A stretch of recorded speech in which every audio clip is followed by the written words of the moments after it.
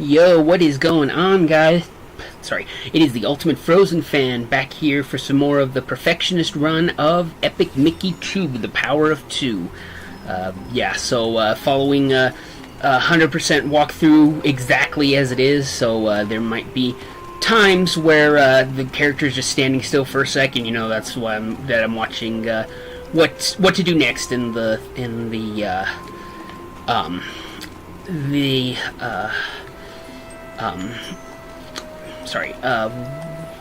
do next in the playthrough to me, because I gotta make sure I don't fuck anything up, that I don't miss any quests and all that stuff. So at the point in the video he went down here. So the entrance is on the floor right over there.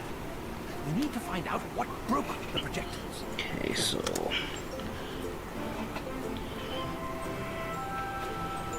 in the blue chest. This is plus 79 the Gem Man Place wants, but we're going to trade it to the museum first. Okay. So there's an item down here that Gremlin Jamface wants. Don't worry about it.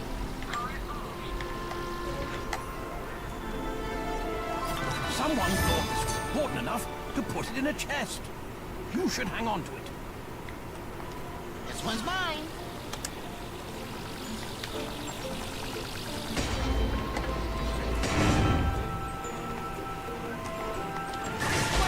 Some tickets.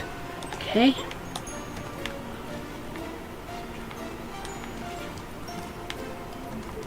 Activate another electrical thing. Wait, Mickey. The DEC entrance is on the floor. We should head to Oztown. Okay, but is there anything we need to do here first? Enter the DEC, exit again. To activate, wait, hold on, what? To activate a whole bunch of gremlin quests in Mean Street. Okay. To the DEC.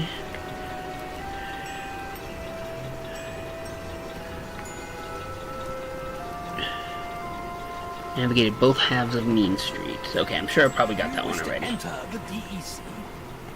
Going into the DEC. Alright, so where is the... You're going to need a lot of scrap metal in order to complete these gremlin quests, so be prepared to do some item farming. Okay, so... Do you wish to enter the elevator to Mean Street? Yes. Buying Mickey's construction outfit from Mean Street will help. Okay, good to know. Good to know.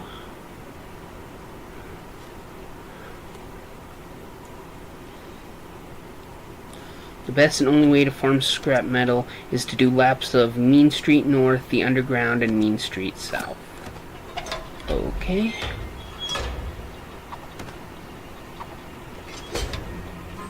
You'll also be getting a lot of e-tickets and cloth as well, which will help you buy costume pieces, and health upgrades. Okay.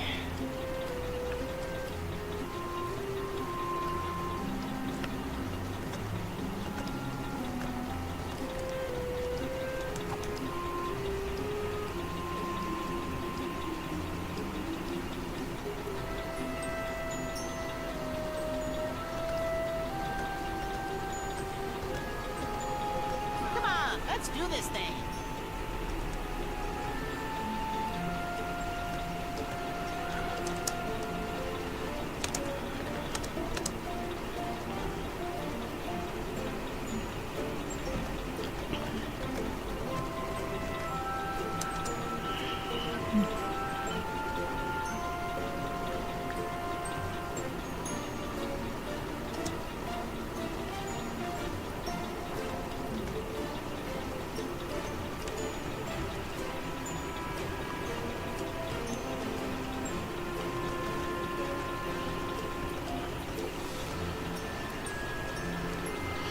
Typically, you're supposed to give Jamface scrap metal to get down here, but we're going to do it the old-fashioned way by cheating. Nice. Okay.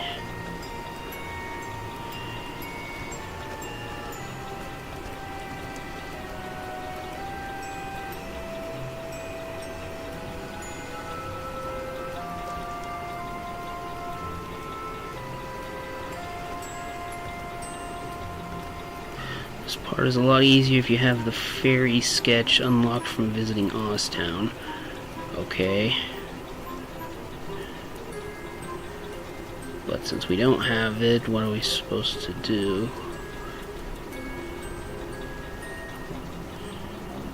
Ready when you are. I wasn't able to complete this first time, so check out the next video for how to do it. Okay. Alright. Following the guide, here is what we are going to do. We're going to farm some e-tickets as well as some scrap metal and cloth, I think. Just whatever we find in all these breakable objects we take and keep. Exactly how much we need, I'm not exactly sure. Let's see, what was his last total when he broke something? Okay, so he's got 357 e-tickets, 46 pieces of scrap, and 263 pieces of cloth. Okay. Well, let's get started.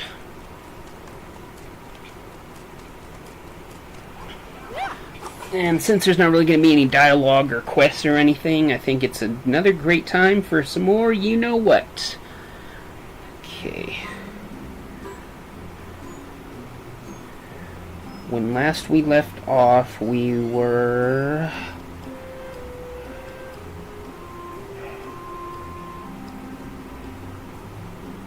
Is this the one? Hey there, gamers. Welcome back to the channel. Today we're gonna do the... Hey there, gamers. Welcome back to the channel. Today we're gonna... Dude, the fuck? Dude, I said I was gonna do the intro. False! You said we would alternate. You say a line, then I say one. Shut the fuck up, jabronis. It's too late now. You fucked it. Today we're going to be ranking Kingdom Hearts characters. So you just get to hijack the intro? I see how it is. Today we'll be ranking all of the major KH characters. A few characters on this list we already ranked in our Org 13 list, so we went ahead and placed those ones already. Yeah, so feel free to go check that vid out if you haven't yet. And speaking of that, I would actually like to revisit the Shion conversation. I feel like she deserves it. Never mind. Okay, boys, how about our main protagonist, Sora? How do we feel about him? He's iconic, lovable, and classic. Sora's a fucking idiot. Okay, I mean, maybe just a bit. Nah, man, he's so dumb.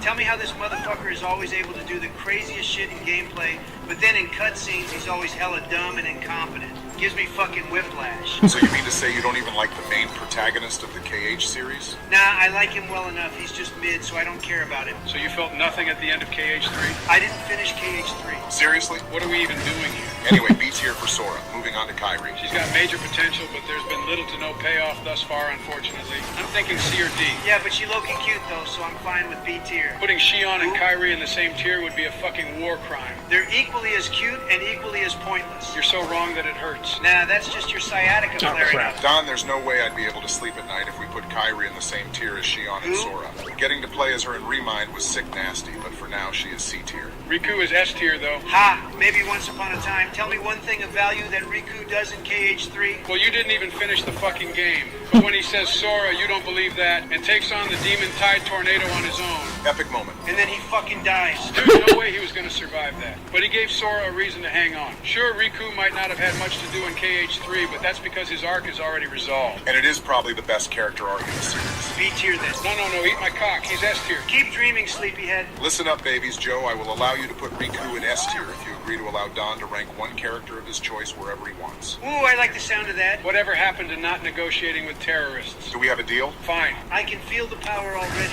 A great compromise. One free ranking goes to you, Don. Make it count. Riku is S tier then. An Ansem Seeker of Darkness is so cool. Watch out! Trump, aren't you going to call me wrong or an F-tard or something? Nah, I agree. Ansem is cool. You might be wrong about most things, but you're not on this one, thank God. Ansem is classic, but he's still not too complex. A tier? Fine by me. That's a weird way of saying double S, but sure, that's fine. I now invoke my one free ranking to place Riku, the soy boy cuck replica, in D tier. Is this a fucking joke? What have I done? Actually, you know what? No, screw that. This character belongs in the lowest circle of hell for having the audacity to return in KH3 after being the dumbest piece of shit character in the worst game in the series. Ever since you heard I like calm, you've been out for blood. Your blood? No thanks, don't want your AIDS. I already got it from that fucking game. You're not willing to reconsider, Don? Replica Riku does have a great redemption arc, much like real Riku. He's a lesser copy of a pre-existing character. How interesting. You guys gave me this power, and this is where I'm putting it. I bet you can't even tell me what Riku Replica's arc is. And I bet you can't even tell me who the current president of the United States is, you fucking troglodyte. You know what? Forget it, Joe. He's spoken. Let's just move on to nominate. B tier. Why are you willing to rank her in B tier even though she's also from Chain of Memories? Oh shit, right, she is from that game. Completely forgot. I just thought she was in KH2. B tier for her being cute as hell, though. Trump, why you be simping so hard? Not once have I simped. Not once. The only one simping here is Joe, going ultra try-hard trying to get Nomura to notice you as you suck off everything he touches. You're just mad because FF7 Remake was different, but still good. FF7 Remake is the Riku replica of video games. Guys, getting way off topic here. Let's look at the facts. Namine is an incredibly unique character with lots of relevance who also happens to be a beautiful soul that we must protect at all costs. A tier. Oh shit, Barack, are you simping for Nominee? Fuck off. A tier. Moving on to Aqua. Mommy. Dude. Hold on, let him cook. She's a hot-ass bad bitch who doesn't take no crap, even though her voice acting is shit. I actually quite like her softer line Of delivery. course you do. Eat my unwashed asshole, she's well acted, but I will agree with you that she's a bad bitch. She didn't deserve to get left alone in the realm of darkness for over a decade. Too bad Michael Mouse isn't on this list because he'd be F tier for doing that to her. But the fact she survived there for that long is just a testament to how tough she is. Let's not forget, though, time flows differently in the realm of darkness, so it wasn't a literal 10 years for her. Don't care, she's Ah. still a tier. And which tier would that be? S tier, baby. Agreed. How about Terra? Shit character, throw him in Riku replica tier. Cap, Terra is underrated and overhated. Bro, Terra's endless string of fuck-ups is what caused the events of every fucking game in the series. He's gullible as fuck. If Xehanort told him that bleach tastes like peach tea, he'd probably drink a whole bottle just to be sure. God forbid a character has flaws. He trusts Xehanort because he tells him what he wants to hear. If anything, Ericus is to blame for everything for shaming Terra about the fact that he has trouble controlling his darkness. That is true. Ericus did kind of push Terra into Xehanort's arms. Yet he still followed this obviously evil dude till the very end. Where he then D learned tier. his lesson and then tried to make things right. And he failed tremendously. Does that hit home for you? The fuck did you just say? Relax, assholes. We're going to put him in D tier. Cap, Stay salty, fanboy. this list is going to shit. I mean, Terra in D, Sora and Xion in B. Who? My fucking god, dude, can you stop with that shit? It's really getting old. Old, huh? Does that one hit home for you? I'm honestly surprised you're able to remember her despite your dementia. Enough. How many times do I have to wrangle you guys in order to complete something as simple as a damn tier list? Pull your heads out of your asses so we can get on to these last few characters. Now, how about Ericus? C tier, but he would be D if he wasn't voiced by Mark Hamill. That's fine, honestly. He really failed Terra and then straight up tried to kill Ventus. And he was the one who brought Xehanort around his students. That's a fat L. Though in all honesty, I don't really care about Ventus. Now you're speaking my language. Fuck Ventus. Almost forgot to rank him. That's how dull he is. Vanitas, though. Man, Vanitas is alright. Just alright. He's kinda cool, but ultimately a pointless character.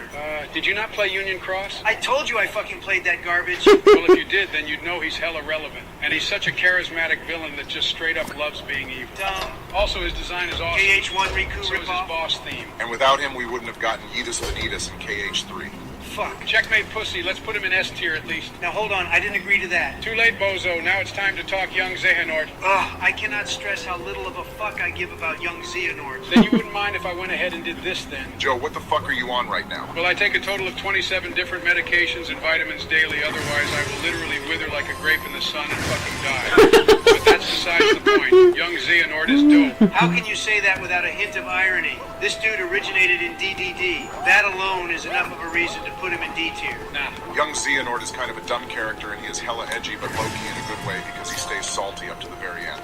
B tier. I will shatter your fucking world. Yikers. I'm gonna choose to ignore that vague threat since we're almost done here, and then I'm never doing this with you guys ever again. Why not? Because Joe, you're a fanboy, and Don, you're a hater. Literally the two worst people to be caught in the middle of a KH convo with. Now fuck off so we can talk old man Xehanort. Right, yeah, he's based.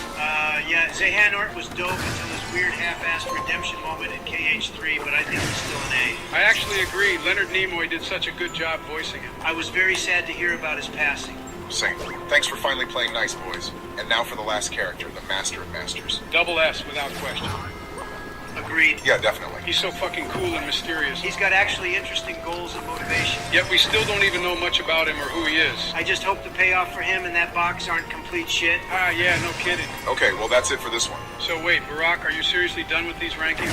I don't fucking know. You jabronis keep making it so hard to be the moderator for these rankings. So we'll see. Catch you on the flip-flop. I can't fucking believe him. Can you really say you blame him? I mean, you and I do kind of go at it all the time. Yeah, I guess we really do, huh?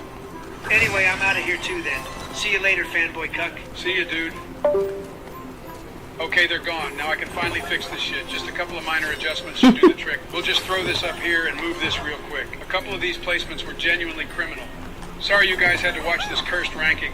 I don't know why we ever thought this would be a good idea to do a third time. Terra in D tier is so fucked. Riku Replica getting his own bottom of the list tier is goofy as hell. And ranking Shion so low. Fuck. Alright, boys, we're gonna tier all the Kingdom Hearts super bosses, starting with KH1. Well, why only KH1? There's only like 3 in that game. We're gonna do a series of this, all in one video would take an hour. Michelle and I have tickets to the Bulls game. I've got maybe 10 minutes here. Oh, sweet, I love MJ. Wake up, Sleepy, it's 2023. MJ retired 2 decades ago. Can I not even say I like a player without you trying to make fun of me? B-Dog, why do we hang out with this guy? Because someone needs to level out your fanboy takes with actual analysis. You wish to Again, why do we hang out with this guy? I don't have time for this, you two. Let's just make the list, and then you can call each other names when I'm gone. First super boss is Phantom. What do we think? This fight was jank. There's no way to know you could cast magic on the clock unless you flew by it and managed to see the target icon. Plus, the different balls this elephantitis ass ghost has have no indication that you need to cast magic on it. I had to look up a guide because I couldn't handle watching Peter Pan's corpse float around London anymore. Yeah, but once the mechanics became clear, the fight's a really good one. It makes you utilize all of your spells and prioritize your equipment for maximum MP. Fights don't get bonus points for forcing you to play them a certain way. He's right for once. I'm gonna pretend I only heard the first half of that D tier, no higher. Screw you, I like having to branch out from my comfort zone. Yeah, you really branched out all over the Middle East, huh? Eat my ass. Whatever this fight is mid as hell, even if you look past the jank. You have to repeat the exact same cycle of dodge, claw, swipe, and whack his pinata-tatas like 20 times. That's unacceptably tedious. This was literally the first super boss in the series. And I'm glad they got better. Next. Whatever, next is Kurt Zisa. This shit can't be above D tier. His dumbass spin to win hitbox is busted and Skill issue. ruins the fight. You can't reliably dodge his sandstorms issue. and light balls. And even when you down him, his snakehead still flails around and clips you. Skill issue. Motherfucker, if you say skill issue one more time, I'm gonna dox you. I literally live in the White House. That spin move is dumb, but the fight still has some cool mechanics. It introduced locking the command menu and forced you to fight him in creative ways. There's nothing creative about spamming fire and Mushu. Then don't. Fight him however you would have fun. If I wanted to have fun, I would play KH2. Oh, here we go. Donald, don't start with this. We're doing KH2 next time. Fine, I'll hold off for now.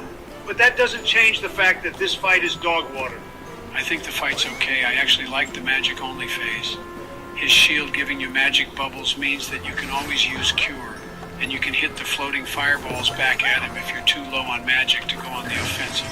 But as a whole, this fight is the definition of mid. I say C. I would say B, but we'll all meet in the middle. I'm only agreeing because I had no idea you could hit those fireballs.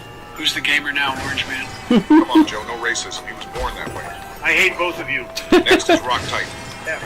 F. All right, we're on to Ice Titan.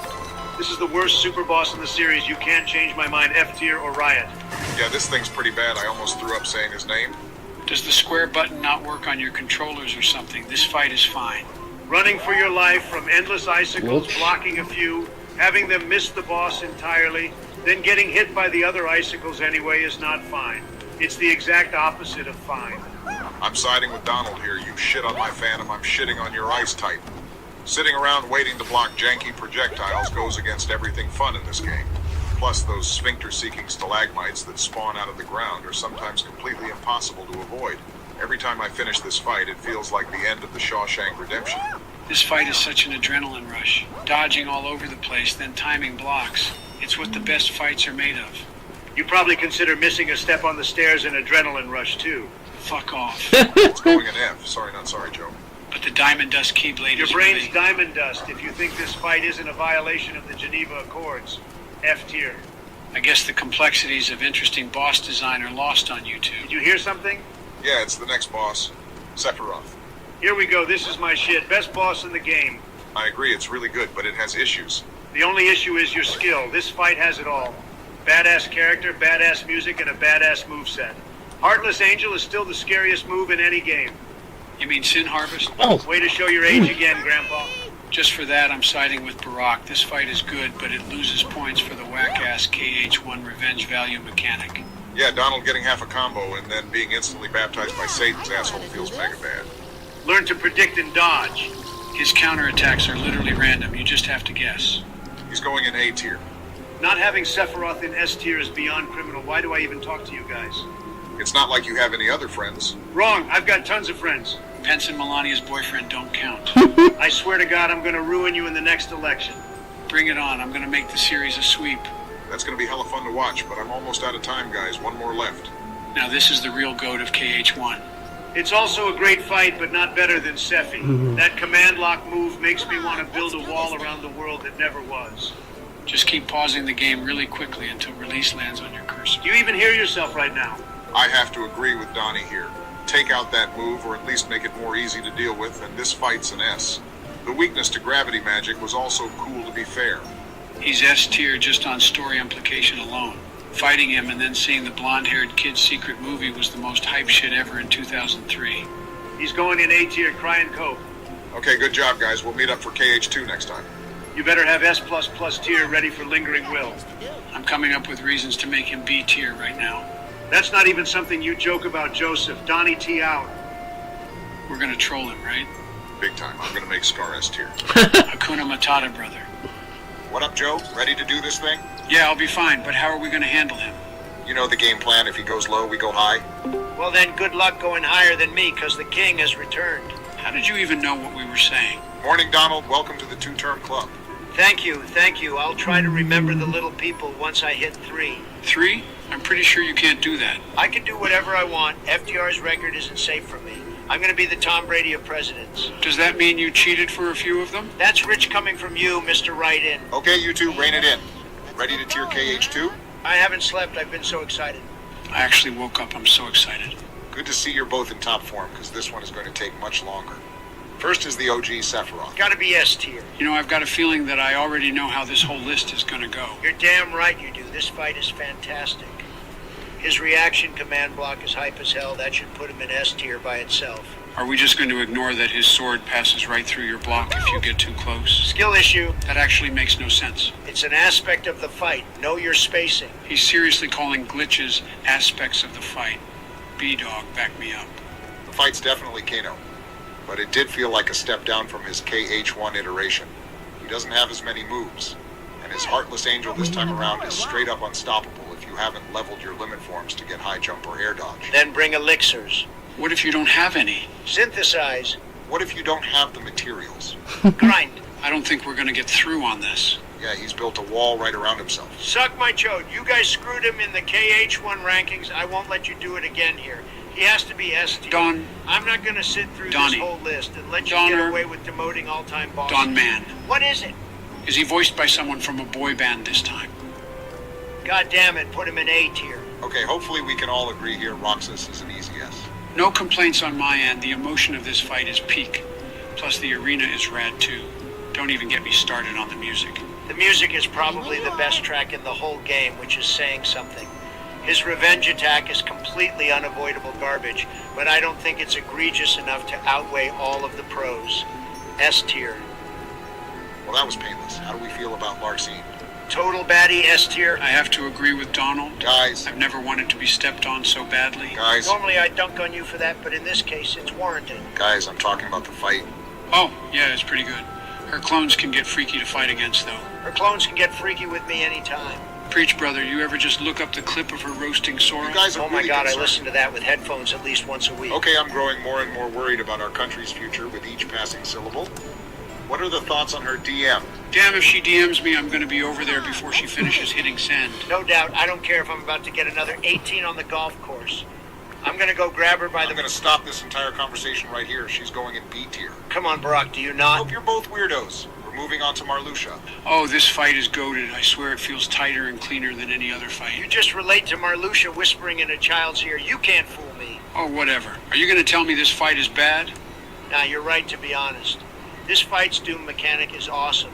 Everything feels extremely fair, and when your counter gets low, it's the most intense feeling in the series. Even level 1 fights against this guy are fantastic. Okay, sounds like another easy S tier. I don't really have anything to add except that they better have him keep his scythe in KH4.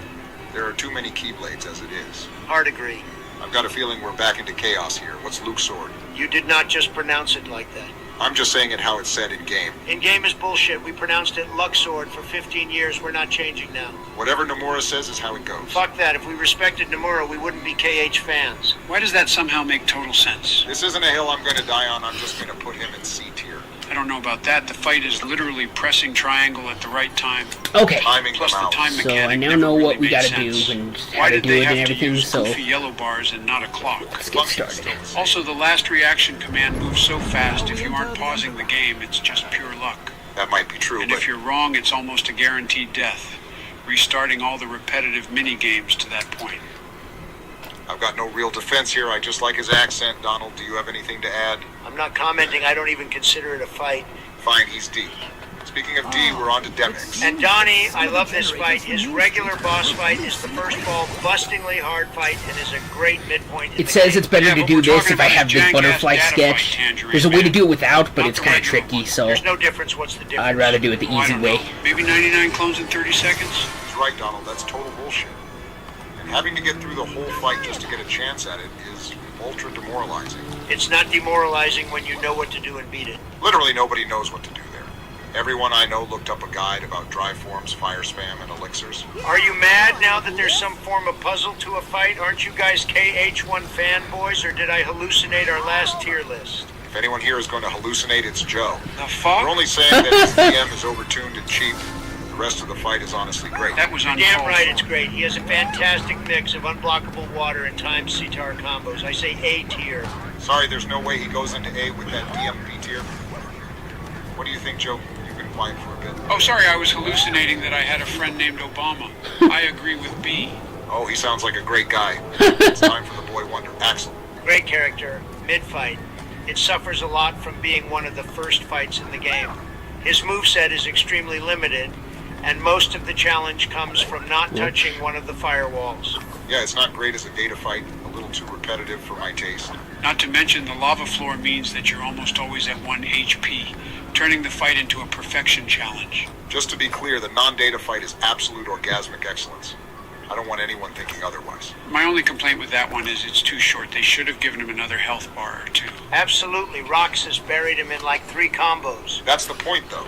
To show how strong Roxas is when he reawakens his power. Don't care, I want to fight more. I've never been so proud of you, Joseph. Oh god, that makes me want to take it all back. Too late, you're halfway to admitting KH2 is the pinnacle of the franchise. We're also halfway through the org members. Let's keep it rolling.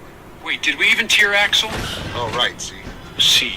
See, Perfect now to his estranged friend, Syax. I fucking love this fight. this day just keeps getting better. I'm gonna mute him. Yeah, right, I just sure really you are. like how relentless and brutal his attacks are. And while his claymores disappear Oh, shit, too did he slowly actually? in the regular fight to have any sort of urgency, in the data battle they Barack, really tell him to force you unmute to me. take some risky dodges to grab them in Barack, time. Joe, unmute him. I can't focus on anything. Only if he promises to shut up about his KH2 master race bullshit. That's impossible. And we've got a list to finish. Whatever. Can the KH2 disciple hear me again? Oh, Good. I'm with Joey. This fight is pure adrenaline.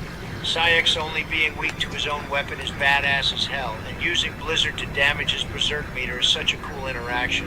You guys don't feel like this fight is too one note? You just charges at him, knock him out of berserk mode, you beat his ass, then do it 2 or 3 more times till he's dead. Yeah, this fight is one note. This one. You know what that was? Lincoln fucking Park, because this fight was directed by Michael Bay and is everything you want in a confrontation. yeah, I don't know if I'd go that far, but it should be A tier at the lowest. Okay, your KH2 disciple status is rejected. This is S tier all day. Oh no, how will I go on? I'm going to go with Joe here. I don't think the fight is quite S-tier material, but I like Linkin Park, so he's going in A. You make Michael Bay sad. This is the ultimate proof that you weren't really born in America. My bad, I forgot that birth certificates are entirely meaningless. And they're photoshopped Muhammad. Oh, you're trying to get this to go Jerry Springer, aren't you? More like Jerry King. What the hell are you two even talking about? Are we on to Zexion or not? Joe's right. I'll leave the fighting to you two. Donald couldn't even beat out McCain in my day. I'm not going to waste my time. I wasn't trying. Hell, I'm still not trying, and I'm out here winning popular votes. Whatever lets you sleep at night. Section time. Now this fight is some grade A trash. Even I'm not going to defend this. The idea they were going for is interesting, but it fails worse than Joe's domestic policy. More like worse than your court hearings. I'm a damn patriot, plus I'm untouchable again. They should have thrown the book at you, Donnie. Just like Zexion. Speaking of which, those damn heat-seeking missiles are ridiculous. You're never safe from a blindside paper cut. Yeah, it totally throws combos off. Throws them off. It entirely cancels them out. Seeing that reaction command to dispel his book world is like escaping prison. Something you've been thinking about recently? I swear to God, you're going to be the first deportation. I'm as American as it gets, idiot. You can't fool me, Joe. You were born in 1795 or some shit, so your birthright citizenship is revoked. I'm going to deport you to Canada, annex you, and then deport you again. How is this man winning elections? Probably cause you torpedoed our party on your way out. Oh, our party? The party that forced me out? As much as I love hearing you two argue, I have incredibly important incumbent activities to do, and I don't have time for losers whining. I think we're all in agreement on F. No doubt. Only F-tier boss in this game, by the way. Lexaeus is Nexaeus. More like mid-Aeus. This fight barely makes sense. What are you talking about? It makes total sense. How? Just kill him before he goes full Broly. Yeah, but if he gets to max Broly, do you just have to reset? Seems cheap. It is a weaker gimmick fight, Don. That's the definition of a skill issue. If you can't block telegraphed axe swings, I have nothing to say to you. It's not a top-tier fight, but it functions well, is memorable, and should be in B tier. Cap on memorable, this whole character isn't memorable. I say C or even D. The last metric we're using here is your memory, Sleepy. Eat ass. Power level gimmick does turn the fight into a bit of a time match. Honestly, this is more well done than Luke's earned, so it's going in C. Fucking hell, Barack. Stop saying his name like that. I'm a slave to canon. You're a slave to Nomura's nuts. Just call him like the rest of the community calls him and stop being a contrarian. Be wrong and stay mad. We're on Vex. Oh god, not this guy. This fight made me hate black people. Ah, so this is where it started. Can you blame me? Anti-Sora literally ruins this fight. Plus the shield. This whole fight is about cucking the player at every given moment. Now hold on, you two. I thought the anti-Sora mechanic was a fun idea. Oh, look at It A! forced you to stay moving and made sure you never felt safe. Plus his shield is an interesting wrinkle on typical KH hack and slash. You're taking an L on this one, B-Man. While Anti-Sora is okay in the absent silhouette battle, the data circle moves way too fast in the data version. Not to mention his bullshit undodgeable insta-freeze guarantees a new bar for Anti-Sora. You have to go buck wild on him before Anti gets to level 5, or you might as well reset. It's just not fun in any way. He's F tier. Even his Chain of Memories fight is more fun than this. I can't believe I'm saying it, but I guess there are two F-tier bosses. Ah, now look who's coming to my side. Screw that, too bad optional bosses don't change that this game is flawless. I swear you don't listen to yourself speak. I guess I'm getting outvoted here, but I still think shaking up the formula is fun. On to Zaldin. Taking the lead here, this fight is rad as shit. Total agreement. This is the fight where KH2 became truly badass, and his data battle turns into 11. Absolutely, it's a perfect blend of regular gameplay and reaction commands, also his DM is fire. Hold up, you two. Pause the circle jerk for a second. You aren't bothered by breaking your thumb-mashing learn? Not all of us have osteoporosis, Joseph. Shut your ass. Jumping after all that learning is monotonous too. And his third phase windshield is pretty bullshit. Running away and spamming Magnet until he does the one punishable attack kills the fight's momentum. I heard him say Sora more times than I've sniffed my granddaughter. First of all, what the fuck? Secondly, those aren't bad points. I still would put him as a B tier minimum. Are we happy with that? Hell no. Not really. Perfect. It's time for Zigbar. Now this is a real American right here. Shoots first, talks shit, shoots some more. His moniker is literally the free shooter. Free. Shooter. Those are actually the first two words that come to mind whenever you hear the word America.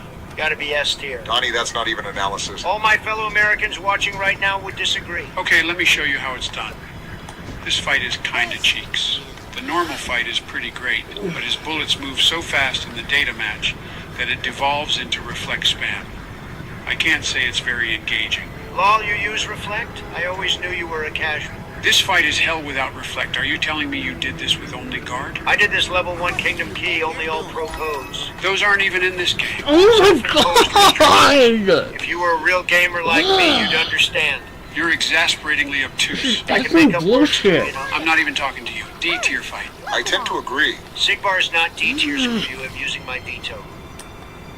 Your what? My presidential veto, I'm denying your D tier. Can he do that? You each get one, yeah. Why didn't anyone tell me this? I would have vetoed Ice Titan. And I would have vetoed that veto.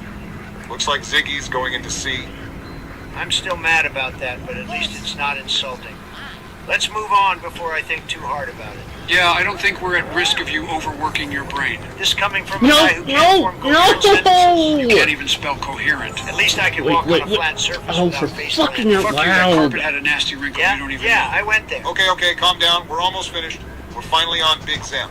And I don't know about you two, but I think this fight is goated. Hold on. Are we including that boring-ass first phase? Hey, I like that phase. The reaction command one-shot is so cool. That doesn't make up for having to deal with the same 3 moves repeated over and over. The regular fight is pretty great, but the data version gives him way too much health and makes no interesting changes. So how do we tier him against the real data fight then? Because you have to do both in a row. I think to make things easier, let's just tier them separately. Having to do 2 fights in a row was a dumb decision. But I don't want to punish either of the fights themselves for it. Okay, then phase 1 is D tier. I don't care enough to fight you on it. Right, how about Oh we'll my go god! Million times S. How could it not be S tier? This is the greatest final boss in gaming history. That might be a stretch. Don't forget that almost every attack is unblockable. It turns into dodge fest real quick. Not to mention he can teleport outside of the arena, meaning you just have to run away and wait until he's back in bounds. And his "we shall go together" move is glitched as hell. Most of the time it just hits you anyway. Donald, get him. None of that matters. The fight is dodge focused, but also has blocking with his lasers. Him teleporting out of bounds is a punishment for Oh, hugging God. walls, which might I add is a massive advantage in most fights because you always have vision of your opponent. And the reaction command glitch when Sora gets yeeted just makes the move scarier and the fight more intense. Besides, you can just use reflect Alright, we did instead. it. Did you just admit to using reflect? Fuck no. I have once more on and I tank all of those hits like a real Kingdom Hearts 2 player. I think you're cooked, Joe. He's going in S tier. Brock, don't join him. It's too late, Joey. My facts beat your feelings every time. Beat this. I activate my trap card presidential veto. Oh, you've got to be shitting me. Put him in A. You know this is just disrespectful. Have you no love for the final laser dome? That part's pretty awesome, but the overall fight just isn't engaging enough to me. What about when you take control of Riku and have to save Sora? That part is more bullshit than fun.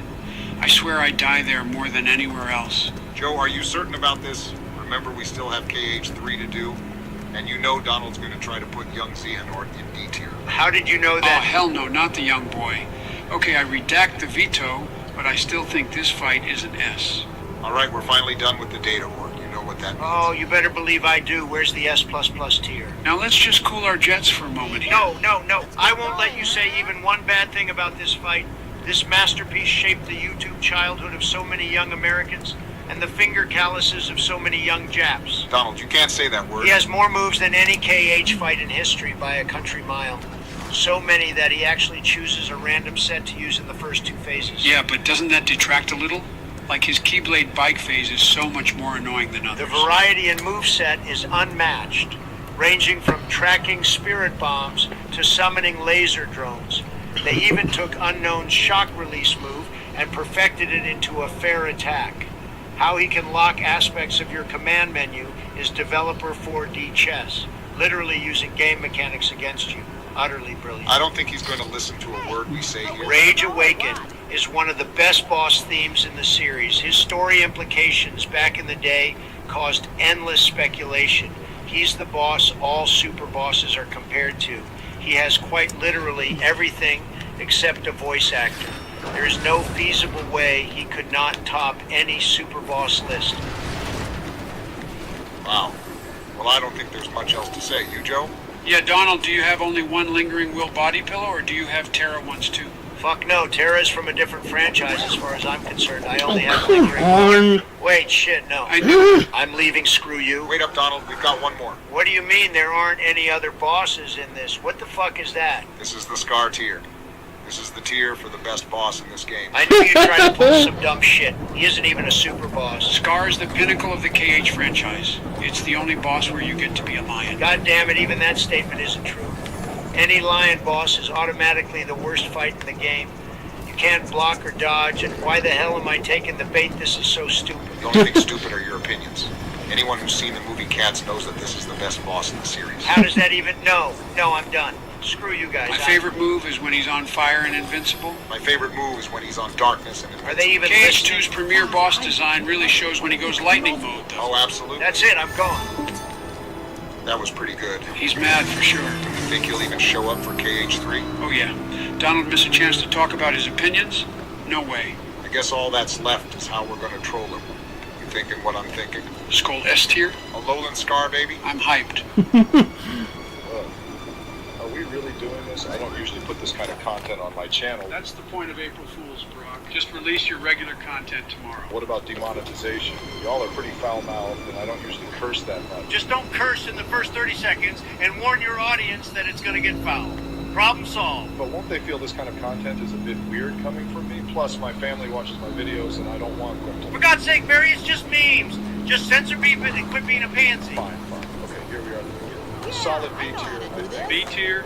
Are you with me? A tier, at least. It has an easy-to-follow story. It lays all the groundwork together, and the combat actually feels balanced. Yeah, balanced. I love getting my handed to me because I picked the sword and didn't have a leaf bracer for Ursula. Skill issue. I suppose you're the kind of jack who actually likes those stupid gummy ship levels. First of all, go yourself. Second, wrong. The ships are what get you to each new world. They're customizable, and they're a lot of fun. Those things are pointless. They're a glorified Star Fox wannabe minigame. And you can't even skip until like 3/4 of the way through. It's a waste of time. Every time I hear you talk is a waste of time, Sleepy Joe. Poor Donald, knock it off. Nah, let him talk, Obama. First smart thing you said in 4 years. Now, okay, the story's right. The gummy ships are godlike. I like going to the different Disney worlds. What, like Atlantica? No, Atlantica.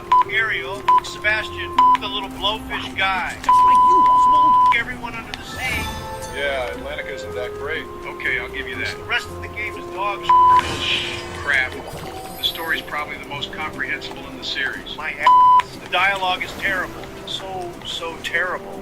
And it's so noticeable once you have to listen to the Another unskippable grand photo cutscenes for the and collection. nausea. Just play the remaster, you whinging Cheeto.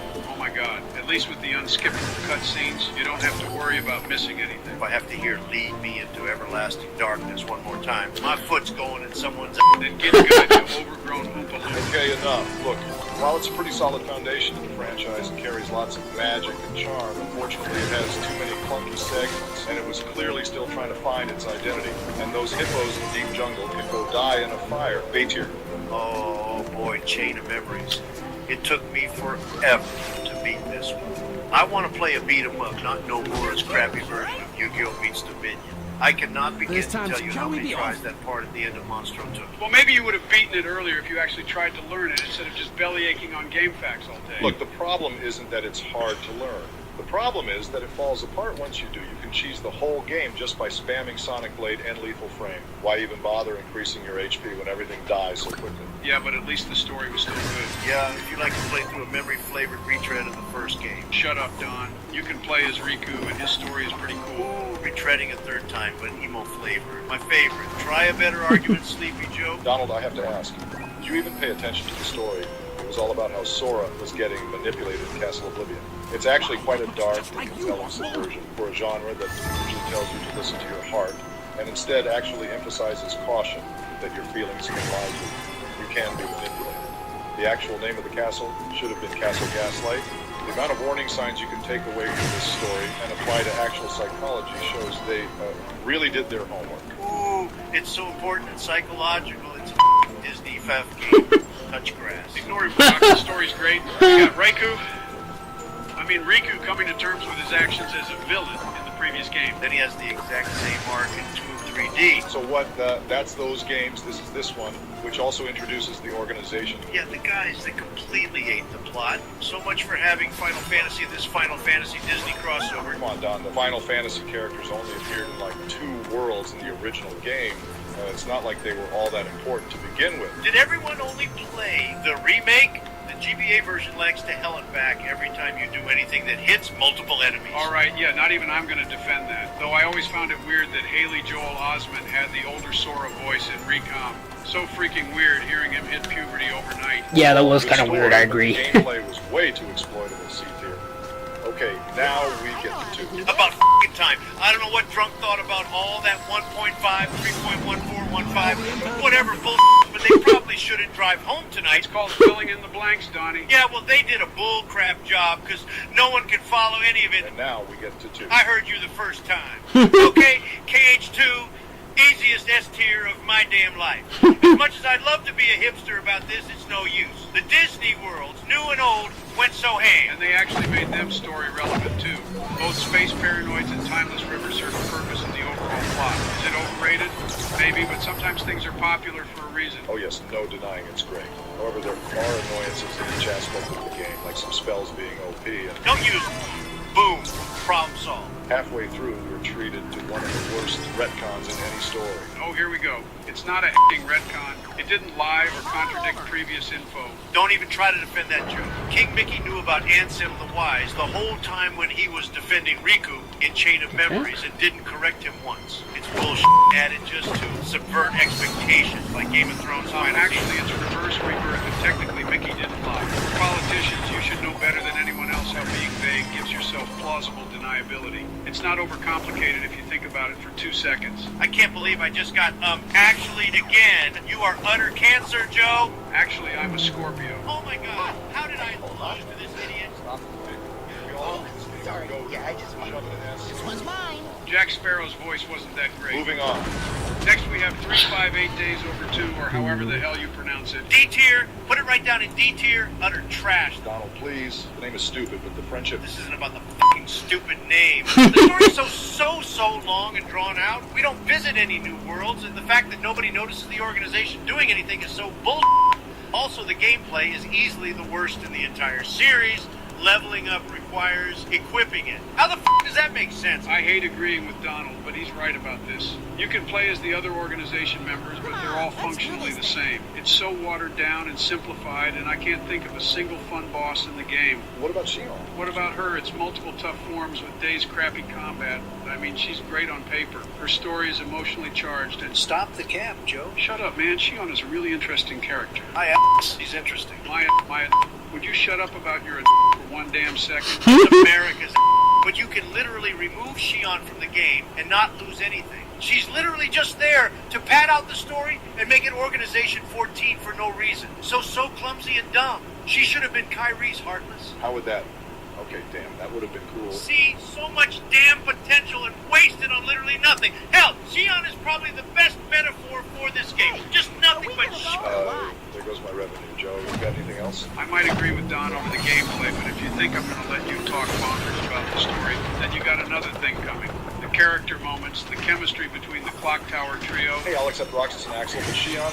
Well, I don't know if eating ice cream automatically makes you best friends. Yeah, Joe, did you forget who else am I going to eat ice cream with? Not even the hokiest Disney Channel original movie BS can compete with that. Why don't you shut it? If you are a fan, you know this story is good. Maybe if you opened your eyes, Donnie, you call me sleepy, but I didn't think you'd sleep on this story. Why I oughta? I'm just going to keep it D tier. The story is good as a fan, but everything else about the game doesn't live up to expectations.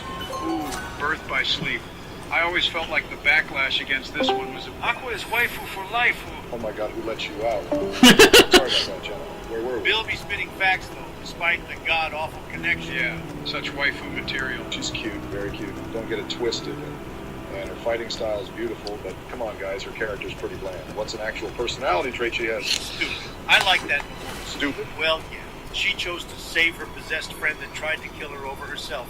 Galaxy brain there, sacrificing herself for a man.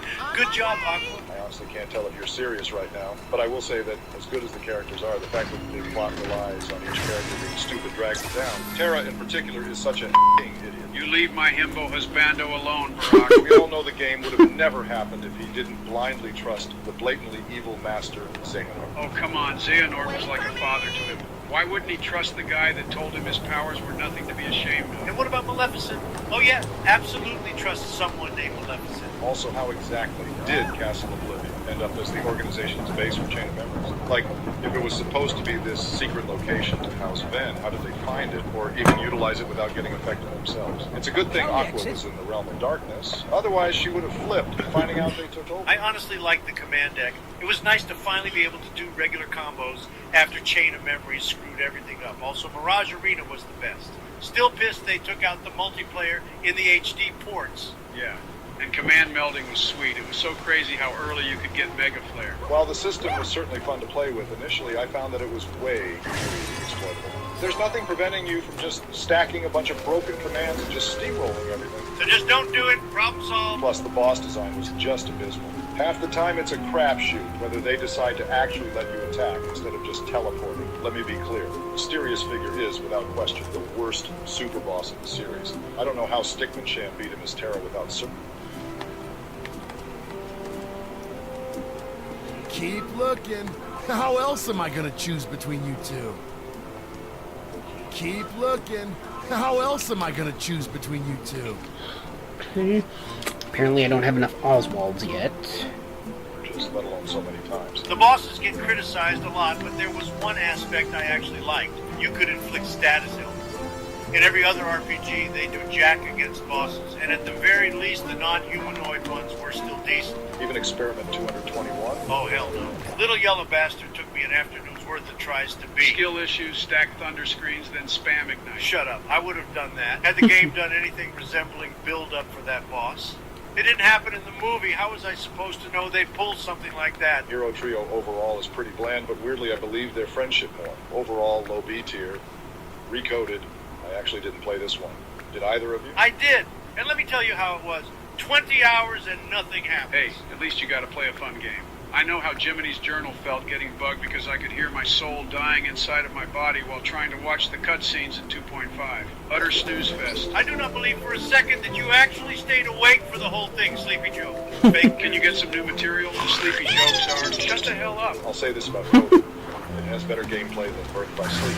Your Keyblade combos actually do damage, and they combo really well with the new command deck. The command deck doesn't offer the same variety as Birth by Sleep, but it is much more balanced and fun to use. Gameplay means crap when you are doing yet another KH1 Disney retread. I'd rather listen to one of Joe's stories from his childhood. Oh, that reminds me of the first time I used a computer back in the heyday of 1972. I saw one at my local bodega and asked, "What the hell is this?" And the bodega owner, a man by the name of Frank, but everyone called him Bill, said, actually, why he was called Bill was an even better story. So back in 1954... Oh, God, kill me now. Barry, just drone me. While I do think the gameplay is improved upon from BBS, they wasted by forcing you to do a new gameplay gimmick every world, from a rail shooter to a 2D platformer to a forced reverse escort mission. You better not talk crap about the RPG system in Olympus. That was OG Poggers. Yes, the turn-based system was fun, but I didn't get an action game to spend a few hours grinding away in a turn-based dungeon. I'll go play FF7 for the 5th time this year if I wanted to do that. Of course, you like 7 that much, and you call me generic. Alright, gameplay was random, but still fun. The story was pointless, but not indigestible. The data sectors weren't the best, but it wasn't game-ending either. Let's leave it at C rank. Maleficent doesn't do with the data. That's it! Get over here! More than half. Barack, you can do this. And now we move on to Dream Drop Distance. Oh God, this game. Surprised you didn't like it, Sleepy Joe. But then again, I guess I shouldn't be surprised that your L takes at this point. Leave it to you to defend this one, you contrarian. Hell yeah, I love this one. I get the LARP as Sleepy Joe walking upstairs with the drop system. Fantastic game. The best S tier. Donald, be serious. Dropping is a stupid gimmick and annoying as hell when it interrupts combat. True. DDD has its flaws, but you cannot deny the other gameplay improvements. Flow motion is so unbelievably fun, and it made exploring all the new worlds a roller coaster, especially the Fantasia world. Oh yeah, they Cash have rollers in there. Don't say lit. It sounds weird when you say it. And then there's the amazing depth of the Dream Eater. If people call me senile, you out of your goddamn mind? Grinding over glorified Tamagotchi minigames to gain abilities is depth to you. That was stupid and everyone knows it. Besides, we all know you just... Shut the hell up, Trump. What? I'm just LARPing as you, Sleepy Joe. It's fun. But if you use that dated meme like the way you spam that OP balloon go all over the place. If it's too OP, then just don't use it. Simple as that. Complain about something that actually matters. Like how we don't get to fight Frollo. The way they handled the story of Hunchback was dog shit. The way they handle every Disney story is dog. Why is this so special? It's Hunchback. You don't with Hunchback. Yeah, that was a terrible boss fight. Didn't a YouTuber a while back sing a parody about how bad it was? Yeah, I saw that. It was pretty cringe. Absolute cringe. Cringe as hell. That was 9 years ago, so it was under YouTube. Thanks, Obama. Oh, we're starting up that again, huh? Lay off my homie. For the love of Beyonce, never say home with you again, Joe. And then there's the big twist of nobody's having hearts. Oh, here we there, go with Nicky. that. Joe, I'll are tell you you going to to defend turn me every off. bad story beat in this series? I know it's hard for you idiots, but use your brains. This has been foreshadowed since Chain of Memories. All nobody's clearly felt emotions despite not having hearts. It's your own damn fault for trusting everything a bad guy tells you. Yen Sid told us they don't feel emotions, dipshit. Only one Keyblade wielder? Fake news. Ansem's the villain? Fake news. Xehanort's a bad guy. Fake news. Can't trust a damn thing the game tells you. They're called plot twists for people who don't go to the Cinema Sin School of Critique, you pretentious baby. Doing that once or twice is fine, Joe, but it's getting tiring. It's hard to get invested or care if established details are just going to get contradicted 2 games later. Very frustrating story developments and annoying gameplay gimmicks really hurt this one for me. D tier. Half of what you just said was wrong. For once, we agree. So did anyone here actually play this, let alone up to its ending? Hell no, I can't stand mobile. We finally get the game with the big foreteller backstory, and it's just pay to win BS. While I certainly disagree with the direction that the gameplay went in, I can't say that it's a poorly made game. I still had fun with it, though definitely not as much as the console games, and honestly I think pay to win has lost all meaning with how overused it is. Yeah, it's not pay to win. It's pay to skip a friggin' eternity of grinding, apparently. They even nerfed the only good medals from the Japanese version. It's Final Fantasy record keeper all over again. To be fair, at least the story was decent. Provided you just look up the cutscenes. And skip literally everything that's in Disney World. I love Disney like the red-blooded American I am, and this game managed to have the least relevant Disney World. I mean, if the point was to learn about the foretellers and the Keyblade War, why do we spend so much time in Agrabah? Seriously, we wasted getting a Wreck-It Ralph world. Don, the Disney worlds have always been part of the experience. I unfortunately can't say I agree with you there, Joe. While this is ultimately a Disney crossover, Unchained/Union/Unionix was supposed to be about the backstory. So seeing a potentially interesting intrigue plot constantly get sidetracked was really frustrating. Keep in mind, I actually played the thing as it was coming out. There's nothing more frustrating than finally getting a story update and not getting to see the backstory. Even then, it's not like the backstory was even that interesting when we actually got to see it. And I thought Days was poorly paced. Then we finally get the Keyblade War, and it's just another chibi cutscene. At least we got to see it happen in person. Plus, it felt a lot more personal since the Keyblade wielder themselves was friends with all the party involved. I can't say I disagree with Don, honestly. I mean, the build-up was fine, but the execution was incredibly lacking. It didn't even need to be that long. Just a 3 to 5 minute CGI cutscene would have worked. Remember how insane the second secret ending was? Imagine if we got to see that done in the same manner. No cap, that would have been so legit. You know, I didn't really mind the whole "you were a Xehanort the whole time" twist. It was a really good way to cap off everything. All right, I know you're just saying that to be a contrarian, Joe. It's like Nomura thought, how can I make Xehanort's backstory even more needlessly confusing? Umineko had a less confusing backstory, and she had 2 timelines worth of alternate forms. No one's played Umineko, you f***ing weeb. And who knows, maybe they'll make it work in Missing Link. Joe, we told ourselves that with every game, this would be the one that would finally make everything clear, when every game just makes it more confusing. I was hoping for 3 Another to give grand us a photo Metal for Gear the solid 4-level explanation, but, well, here we are. Disappointed and confused. D tier? And now we come to 3. All right, I'll just come out and say it. The Disney worlds weren't that bad. I mean, we got Toy Story, Pirates of the Caribbean, and Olympus. Oh, sure they were if you ignore Arendelle's tacked-on ice maze, the swamp in Corona, and everything in San Francisco. Joe, San Francisco wasn't that bad, and I say that as someone who wasn't into Big Hero 6. But why is it there to begin with? Why bother putting in a world from a movie no one gives a damn about? Because God forbid that we let underrated Disney movies get some attention, since Disney's too cowardly to give us live action remakes people actually king one. You'll get your day to shine, Atlantis, one day. Can we all agree that 100 Acre World was completely pointless, at least? Oh, come on, it's traditional. Yeah, but the previous games had an actual world and plot, and not just one room with a puzzle bobble rip-off. All right, fine, it sucks, but it's better than nothing. Donald, that can apply to literally everything. And then there's the gameplay. What was wrong with that? They finally let us free roam with gummy ships. I made my ship a Death Star. It was great. Yeah, except everything else was completely half-baked. They nerfed reaction commands. It's all horde battles, and the links are way too OP. If it's OP, then don't use it. You ever try that, Joe? Keep saying that, and it's the same argument. Why would he not use it? If he wants a challenge so bad, just do a no-link run? It's not just the links, it's everything. Attraction, flow, transformations, magic, it's also broken. BizKid 047 beat Datalorg without any of that stuff, your point is? I will admit one thing. The story could have been a lot better. They finally beat Xehanort, and they cleared up everything in Remind. What's the problem? Well, they rushed everything, for one, and still left a metric ton of loose ends. It's like they thought they were going to have world revisits like in 2, then realized they had to end everything at the Great Graveyard. Then you find out, oh, Xehanort was a good guy all along. Before it introduced introduces a bunch of stuff before it somehow felt too fast and too slow at the same time. No cap, this game convinced me the Xehanort saga should have ended at KH2.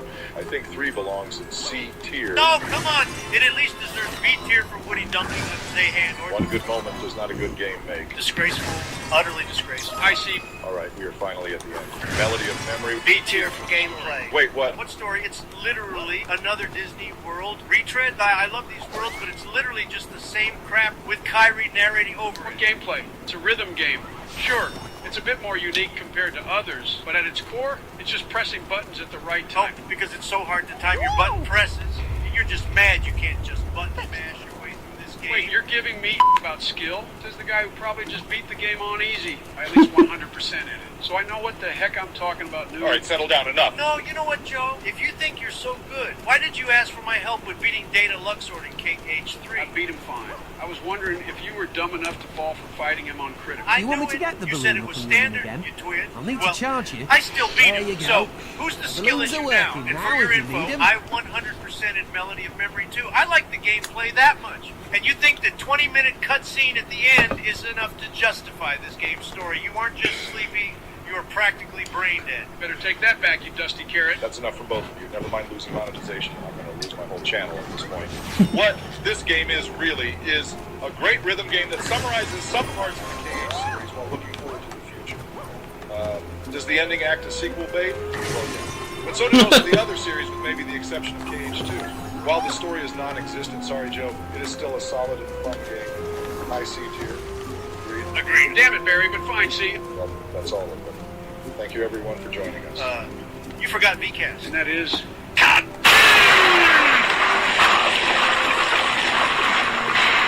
looking. How else am I gonna choose between you Donald, two? I just Damn it, give it a how break, many man. Oswalds do I KH3 came out need? over 4 years ago, and you're still in your feelings about it. These multi-hour takedown video essays. No. I mean, starting discourse on Twitter. Truth Social.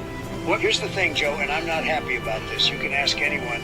I was very, very Here comes another one of my favorites, but I think we'll save that and start it over because it's just about time for me to call my mom. So I'm gonna figure out where I missed Oswald's, because by this point I should be able to complete his quest, but based on this video, I'm apparently missing an Oswald somewhere, so I need to find it. Oh, wait a minute, is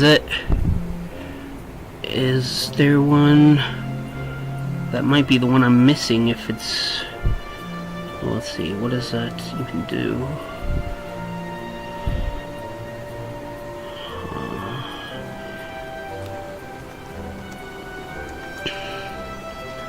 Also a telephone box up there. I'm pretty sure I got all that.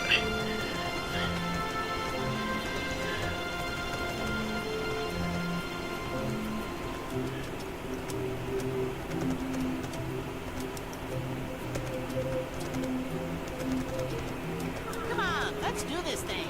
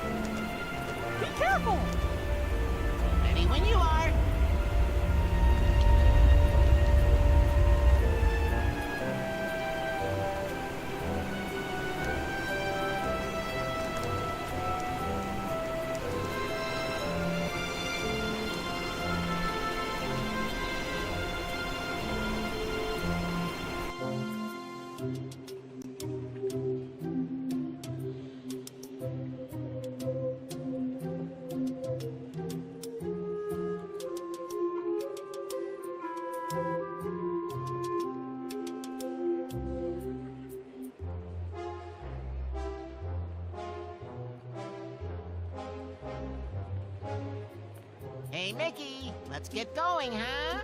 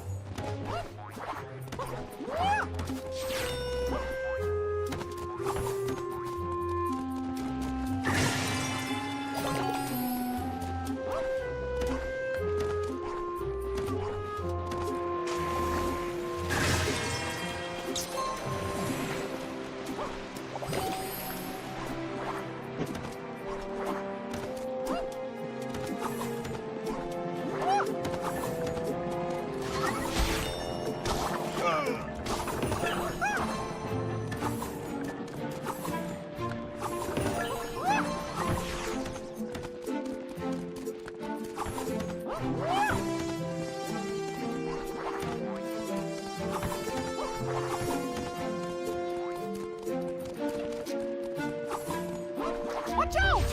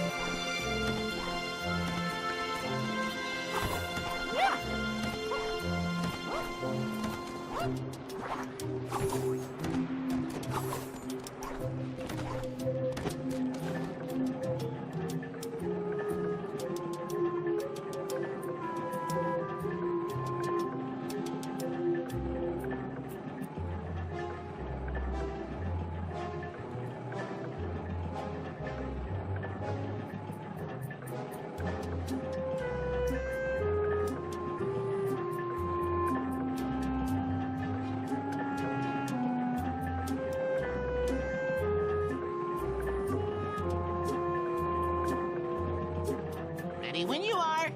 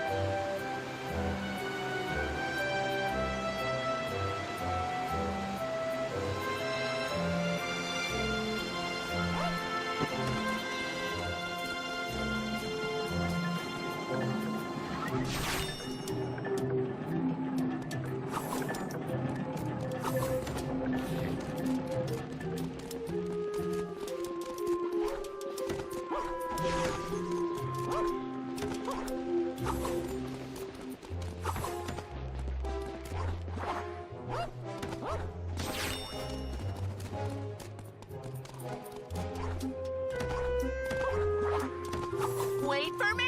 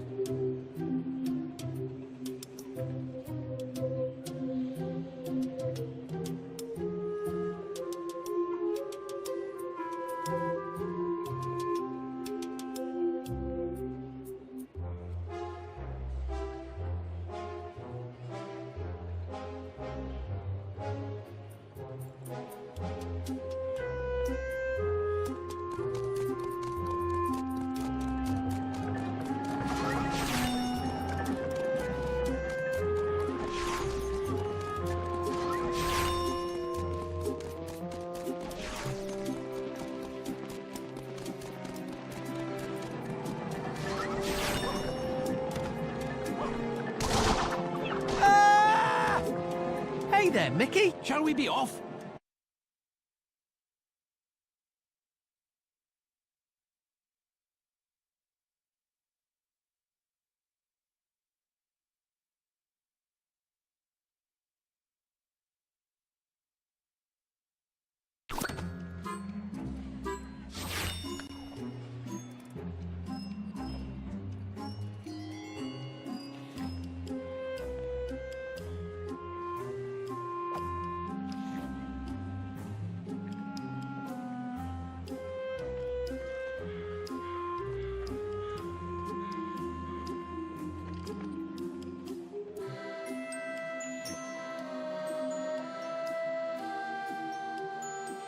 Come on, Mickey. We got things to do.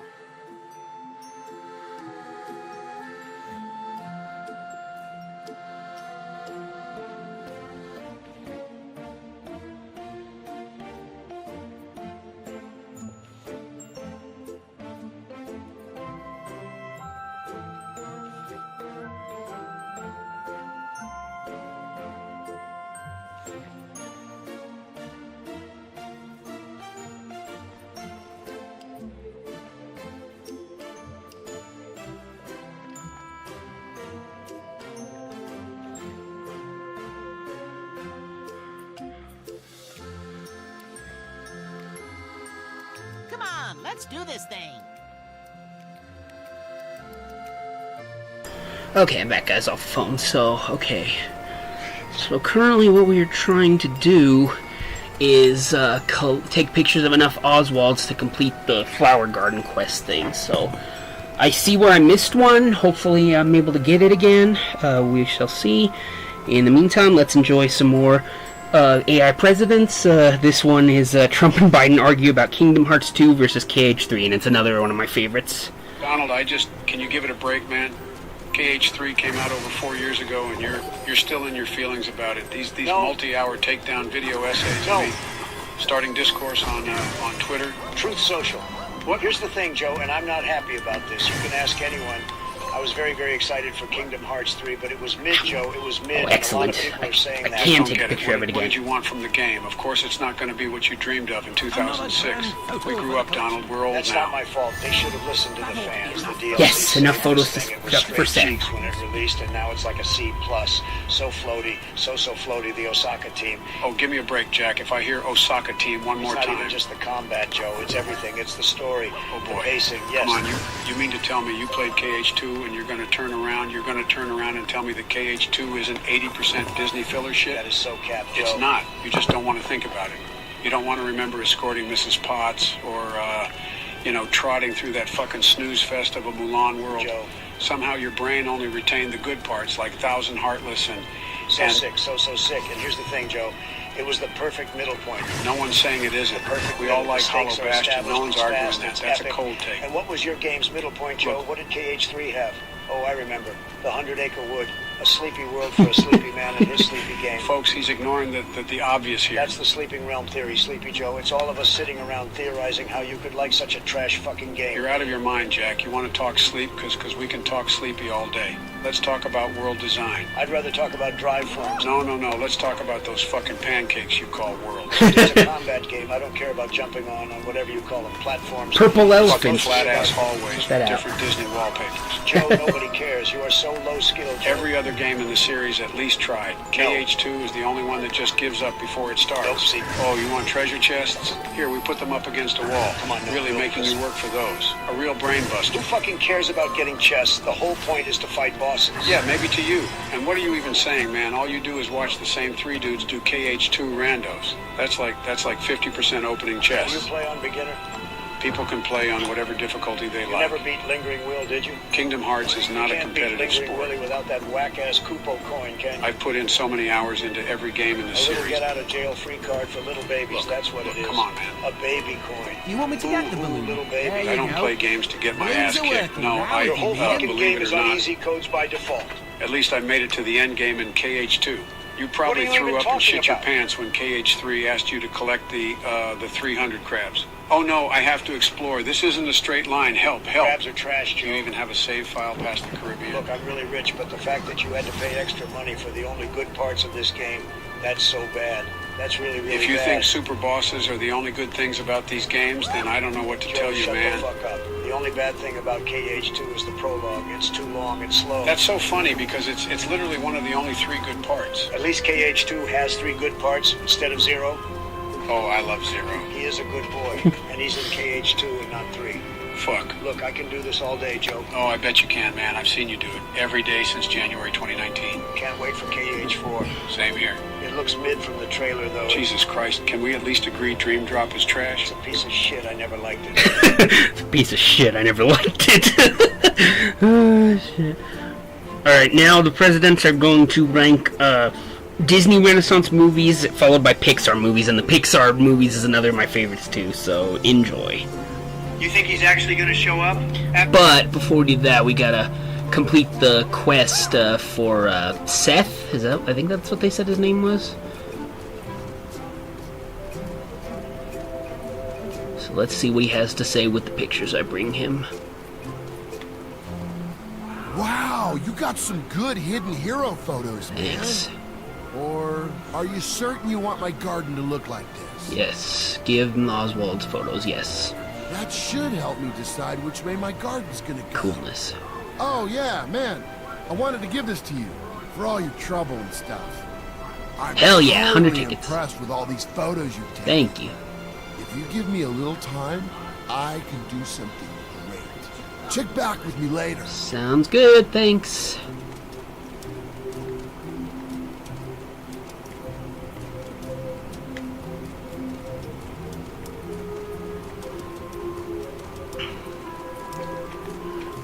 Okay, then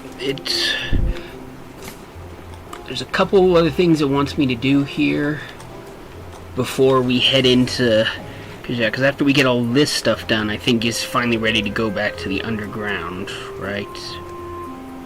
Let's see. This video picks up after I collected enough scrap metal. How much scrap metal exactly?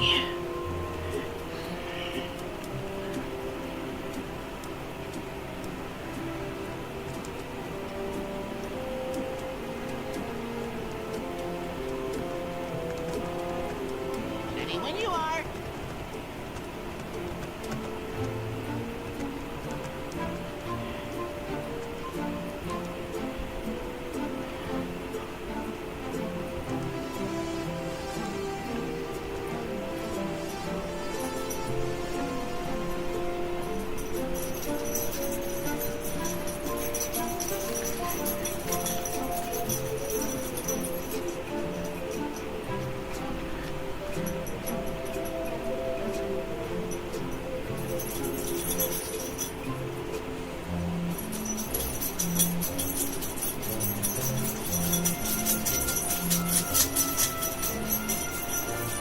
Come on, Mickey. We got things to do.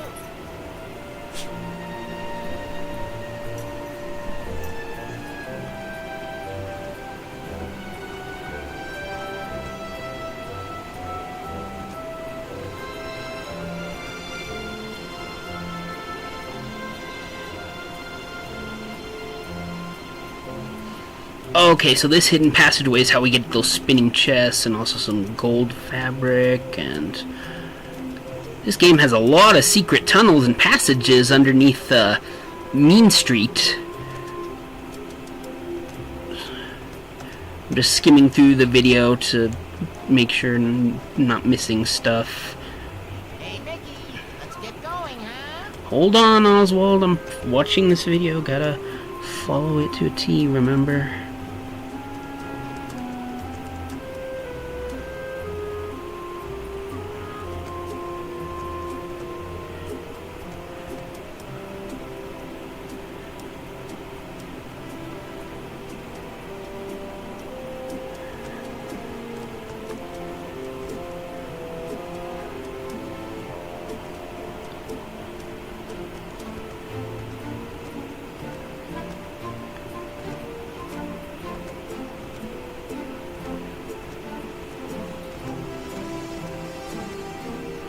Hey, are we gonna go or what? Freaking hold on, Oswald, hold on.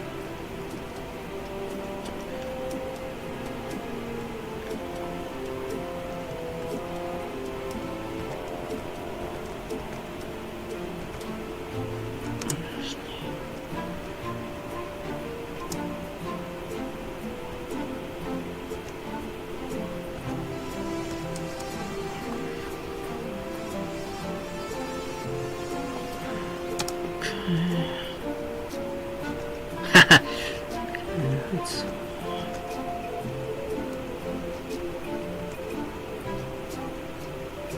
Hey, are we gonna go or what?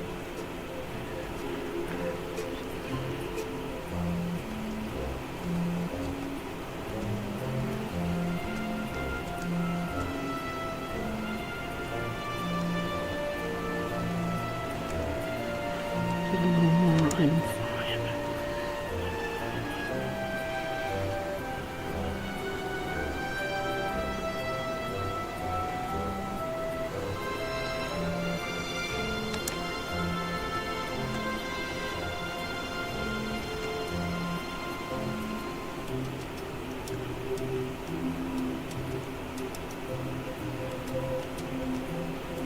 Come on, let's do this thing.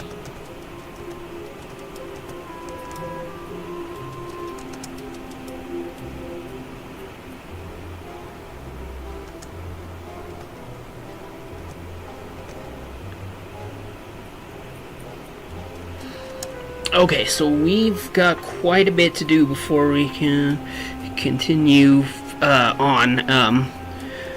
Hello, Daffy's Duck. Welcome to the live stream. Yeah, I just got some AI president things in the background to make it a bit more engaging while I just do quests and stuff here, and there's not really like a lot of story or dialogue. Well, we've seen all the story, so yeah, so... Alright, so let's get started with the things we need to do before we advance the story, and resuming the AI presidents. After our last Kingdom Hearts ranking, he said he was done for good. I don't know, my man. We pissed him off pretty good last time with all of our bickering. But this time is going to be different. No more fighting. On God. What's up, pussies? Hell yeah. What up, Oh Brock? shit, you actually showed up. I couldn't resist an opportunity to talk Disney Renaissance movies. Some of the greatest animated films of all time right here. Okay, but fair warning, I haven't seen any of these. What the fuck? Why are you even here then? I just wanted to be included. Is that such a bad thing? Yes, if you don't know the movies, what the fuck are you going to bring to the conversation? I'm sure I'll think of something. No way in hell that you haven't seen a single Renaissance Disney movie.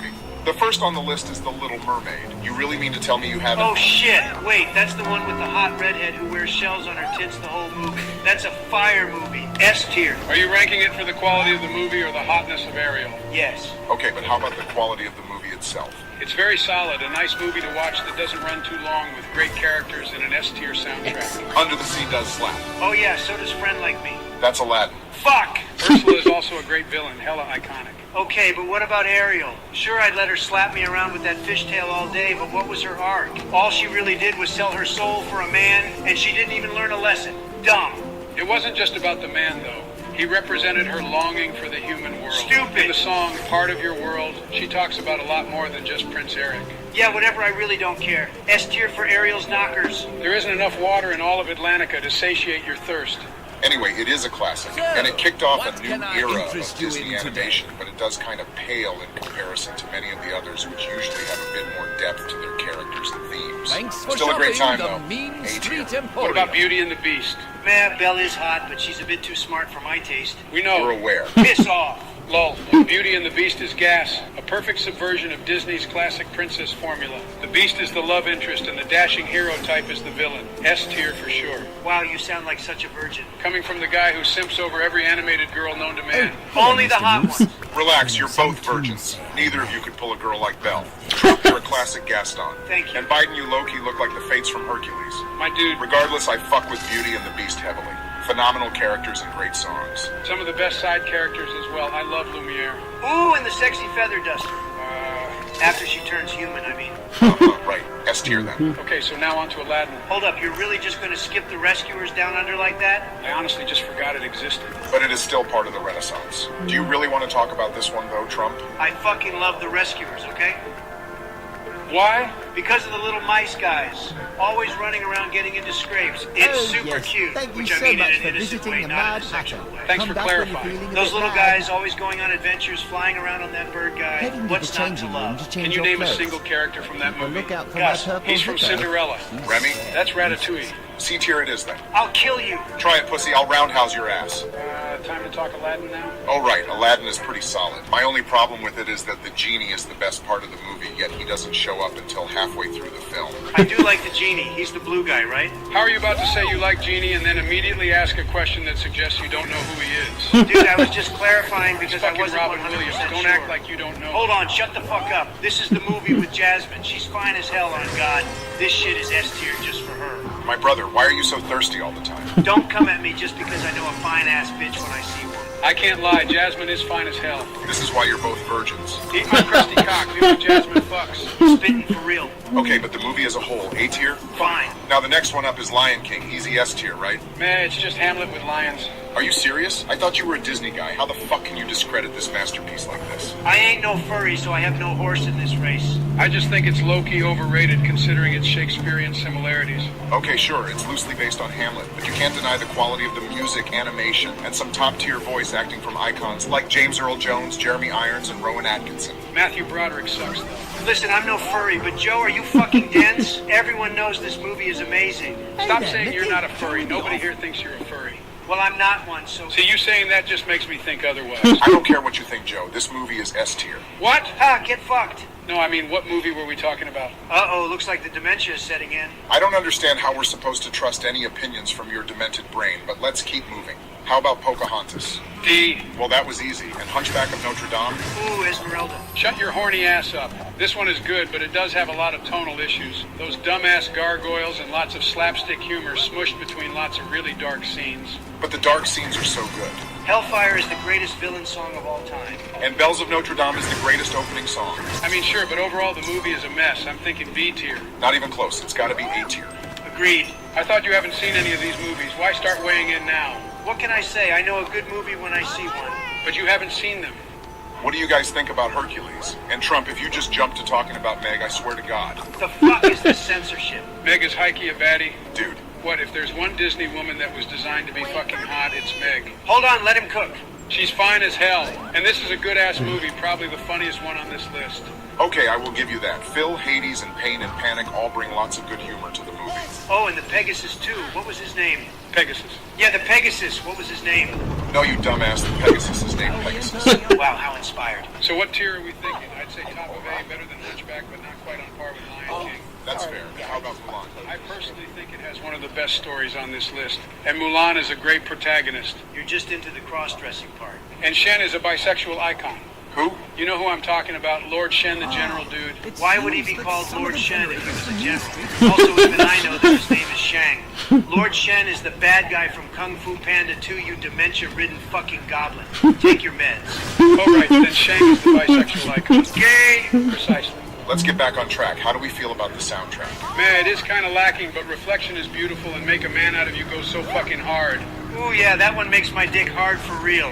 And no cap here, but Mushu is one of the better Disney sidekicks. Also, don't forget about Cricket. How could I ever forget it? Dementia. I hate you so fucking much. Anyway, it's a solid movie, but its villain is pretty forgettable, even though he is pretty cool and menacing. I'm going with middle of A tier for this one. Oh shit, now we're on to our last movie with Tarzan. Is that the Phil Collins one? S tier. Why? I like Phil Collins. Okay, but for a Disney soundtrack, all of those songs are quality, I won't lie. But it's kind of weird that this dude did the entire soundtrack rather than having any of the characters sing in the movie. Yeah, I don't care about any of that. Phil Collins killed It's it. just objectively the worst soundtrack on this list, based on the mere fact that none of the music is in universe. Oh, I didn't realize you were a music expert. How do you even measure objective music quality? The fuck do you mean? Okay, guys, enough already. The soundtrack overall is pretty mid, but it's not a bad film overall. It's overall lots of fun, but actually very violent, with lots of people and animals that die on and off screen. Oh shit, that sounds badass. But it's Disney, how violent could it be? Tarzan's parents and a baby gorilla all die within the first 5 minutes, and the bad guy winds up hanged by a bunch of tree. Does Movie sounds fucking awesome. And there's a scat jazz scene with a bunch of talking gorillas and elephants banging on pots, pans, and other campsite shit. I will never understand Disney movies. Yet somehow you're a huge Kingdom Hearts fan. That's right, baby. Still fuck KH3, though. I'll kill you. Anyway, Tarzan is pretty cool, but not quite as strong as all of the other hits on this list. B tier. I would have said S just for the violence, but whatever. Well, boys, we actually got through another one of these. Frankly, I'm shocked. Yeah, and I feel like it went pretty well despite having one person who apparently grew up in a fucking sewer drain, somehow avoiding seeing every major Disney movie other than the goddamn Rescuers Down Under. You're way off base, penis breath. I've seen Disney movies. I've seen both Chicken Little and Teen Beach Movie. Sorry, I only watch the ones that interest me. Weird, considering that apparently every Disney female interests you. In all fairness, he didn't make any comments about Mulan or Jane. Oh yeah, they're both cuties, aside from all of that pink cross-dressing shit. I ain't gay. You sure about that? Anyway, this has been our Disney Renaissance tier list. Leave a like and a comment if you would like us to do more of this. And keep on vibing on. The fuck is that? It's a new outro thing I'm trying, and you just fucked No it way up. that's gonna stick. Why must you ruin everything I enjoy? This is like the whole Shion thing. Friends, guests, delegates. Alright, let's see what this guy has to say. Splendid! I found you two. Oh, I could use your help. Some of the gremlins haven't come into work, and my crew is stretched thin. I went behind the fire station, and do you know what I saw? The paint tower was damaged by the quake. If you look behind the doors on the side, you'll see that the panels are almost completely gone. One more shock to them would bring the whole thing crumbling down, so do be careful. You've got some scrap metal there, eh? Ooh, that's splendid. Might I use the scrap metal to repair the building? Yes, yes you may. Oh, wonderful. We'll start working on this straight away.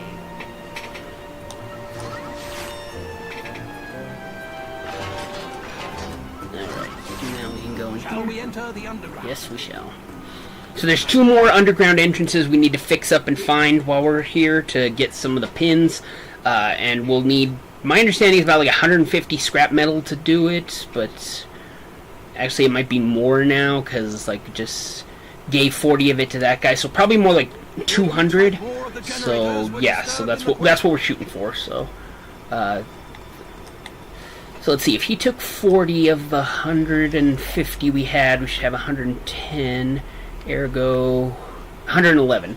So if we need 150, so we need about 40, well, we just basically need to get that 40 back, and then yeah, we'll have 150, or so yeah, so let's see what we collected here, and then we'll go to the other place, and yeah, keep going from there. So, and now here's the AI presidents ranking Pixar movies, and there's a line in here that made me laugh so fucking hard. I'll tell you when we get to it. So, alright, so please enjoy. Beep. My fellow Americans, my fellow viewers. Wake the hell up, Joe. What's going on?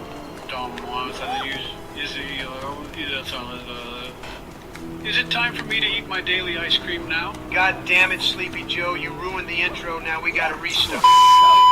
Friends, guests, delegates, my fellow Americans, and my fellow viewers. It is truly an honor to be speaking to you all today and to be sharing my opinions on a particular subject. That subject being Pixar movies. Some of these movies have stuck with me and others are just straight up dog shit, kind of like Obamacare. In conclusion, I am very thrilled to proceed with this tier list that we shall commence today. To simplify all of that, we're just going to be ranking Pixar movies today. Damn it, Obama, I was trying to make a formal speech. Well, the viewers don't want to hear it, Donald. They just want us to get straight to the point. Yeah, sure, whatever helps you sleep at night, Obama, since I sure as hell know Michelle doesn't. Oh, shut the hell up, Donald. Oh my God, I don't understand how it's possible for this dumbass to fall asleep this much. Joe, wake up. I'm awake. Let's get on with this ice cream tier list. Joe, we're ranking Pixar movies. Jesus Christ, Sleepy Joe, let me guess. You forgot to take your meds this morning again, huh? Yeah, probably. Okay, guys, starting off on the list we have Up. Now, I'd say this is definitely one of the better Pixar movies, to be honest. What do y'all think? Bro, the first 15 minutes is fucking sad as hell. I literally cried my eyes out when I first saw it. It's honestly probably the most I've ever cried in my whole damn life. Although Joe falling down the Air Force One stairs comes close. Except those were tears of joy, so I don't know if that really counts or not. Hey, give me a break, man. Yeah, I agree. It started off sad, but I liked the twist towards the end where Carl's idol turned against him and Russell over a stupid bird. Overall, I'd say it's a pretty good movie and definitely a classic. I'd give it A tier. Yeah, I'd give it A tier as well. Are you guys fucking serious? It's definitely an S tier movie. Sorry, Donald. 2 against 1, majority vote. Majority vote my ass Obama. Up is an S tier movie. Not cry about it, fool. Fuck off Obama. Okay, next movie is Toy Story. S tier movie. It was literally the first Pixar movie, and to this day, it is still a classic. I agree with Donald. This movie really paved the path for Pixar. And I really like the unique toys they introduced, such as Woody and Buzz Lightyear, who are very iconic. It's definitely one of their most creative movies, I'd say. What do you say, Joe? I think toys are cool. It would be cool to be a living toy. You're already a toy, Sleepy Joe. The Democrats' toy. Okay, I think we can all agree this movie deserves S tier. Next up, we have Monsters, Inc. Man, I remember seeing this movie in the theaters like it was yesterday. Can't believe it's been over 20 years. Mike Wazowski is obviously a classic character. And I like Boo. She was cute. Well, hold your horses, Obama. She's like 5 years old, bro. Oh, come on, Donald. That's not what I meant. Man, that's got to be one of the weirdest things a Democrat has done. Right next to Joe sniffing children's hair. Hey, it's not my fault that one little girl had a good shampoo scent in her hair that one time. Whatever, Donald. Anyways, what tier would you guys put this movie in? I'd give it S tier, to be honest. I'll give it S tier as well. Not the best Pixar movie, but certainly up there. It had a good plot, and I liked the memes that came out of Mike Wazowski. Donnie. The hell do you want, Sleepy Joe? Say hello to that water noose guy in prison for me. Wow, Joe, that's so fucking funny. Go say that to your son. Wow, cool. We were all able to agree on this one. Into S tier it goes. All right, next we have Finding Dory. The backstory of Dory and how she lost her parents. I like how we got to learn more about Dory in this movie, but it feels a little underwhelming in comparison to the other Pixar movies. What do y'all think? I'm going to go with B tier on this one. There's definitely better Pixar movies. I don't even remember what happened in the movie. Of course you don't, Sleepy Joe. You have dementia. Oh, right. Yeah, I'll settle on B tier. It's not bad, but not great. All right, next movie up, we have the original film, Finding Nemo. Way better than Finding Dory. S tier for sure. That turtle dude Marlin and Dory came across is so cool. He seems higher than Hunter. I thought that wasn't possible. Yeah, Donnie is right. This was more of an enjoyable movie than Finding Dory. But I'd give it A tier. Obama, you're the final decider. Well, I was going to say S tier, but to piss Donald off, I'm going to go with A tier. LMAOW. Oh, fuck off, you guys. Okay, next movie we have is Ratatouille. Oh, my fucking God, definitely an S tier movie. Why? Because it's about food? That's exactly why Obama. And besides, it has a nice message that you can do anything you put your mind to. Unless you're Sleepy Joe, then it's fucking hopeless. Hey! Yeah, I guess that's true. I think it's a pretty good movie, too. Remy the Rat using Linguini's hair to cook is a pretty creative idea. I'll agree on S tier. Wait, Remy is a rat? I thought he was a ferret. Jesus Christ, Sleepy Joe, it literally fucking says So rat. somewhere along the way, I activated these moving platforms. I don't know, Obama. I'm not That's fucking helpful. French. What the hell? Okay, whatever. Anyways, Joe, what tier would you put this movie in? This tier sounds good. All right, Ratatouille is going in S tier. Next movie is Cars 2. Oh shit! Sorry, I I was honestly don't see why people say this is a bad movie. I personally think the third Cars is worse. agreed. What do you guys think? I prefer Cars 2 to Cars 3. Cars 2 is a terrible movie. It promotes terrorism, goddammit. I knew we should have never allied with the British.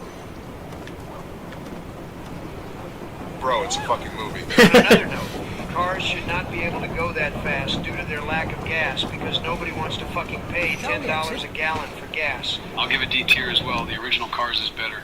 I can't believe that Axelrod bastard tried to screw up the race. He was messed up in the head. Oh, so just like you, Joe. Just like me, I agree. Wait, what? Well, I was going to put it in B or C tier, honestly. Obama, you've got to be fucking kidding me. That shitty pile of dog shit of a movie doesn't deserve higher than D tier at most. Okay, fine. D tier it is. Next movie is The Incredibles. S tier. Straight up fire movie. I agree with Donnie. It was quite incredible. Aha, you guys see what I did there? Oh my God, Joe, that was so fucking funny I forgot to laugh. Syndrome was definitely quite the sinister villain in this. Bro really tried to commit superhero genocide. I'll give this movie an S tier as well. I enjoyed it. Nah, I'd say this movie is an A tier, to be honest. The plot is a little too dark for a kid's movie. I'm not gonna lie, guys. Stop being so damn sensitive, Sleepy Joe. Okay, that makes sense. I guess we can put it in A tier. What the hell? Oh, Mickey, what kind of the corrupt robot bullshit head is this? sank into When I have a the differing Guardian opinion than the pool two during of the you, quake. it doesn't We matter. need scrap But when metal Sleepy to Joe repair. has a different Wonderful. opinion, We'll the start majority working vote on this result is straight away. overturned. Donnie, I don't think we need you overturning anything again. Okay, Donald, you have a point. S tier, final decision. Man, that's a bunch of malarkey. Yeah, eat shit, Joe. Okay, next movie is... Wait. What the hell is this again? Something about dinosaurs going extinct or some bullshit. Okay, now this is a movie that's truly forgettable. Wait, this is a movie? I thought it was a fundraiser for preserving Oh, the shit. environment. Honestly, I can't blame you there, Joe. I'm saying this gets D tier. Yeah, D tier for me too. Yeah, D tier sounds good. Okay, next movie is the original Cars. Now, this is probably my personal favorite out of all 3 car movies. What do you guys say? Agreed, it's the least shitty out of all the car movies. Once again, though, very unrealistic for cars to be going that fast, but I won't complain about that anymore. Yeah, I don't believe that. You're gonna bring it up again in like 2 seconds. Yeah, we all know you're a liar, Donnie. Shut the hell up, Sleepy Joe, you're the liar.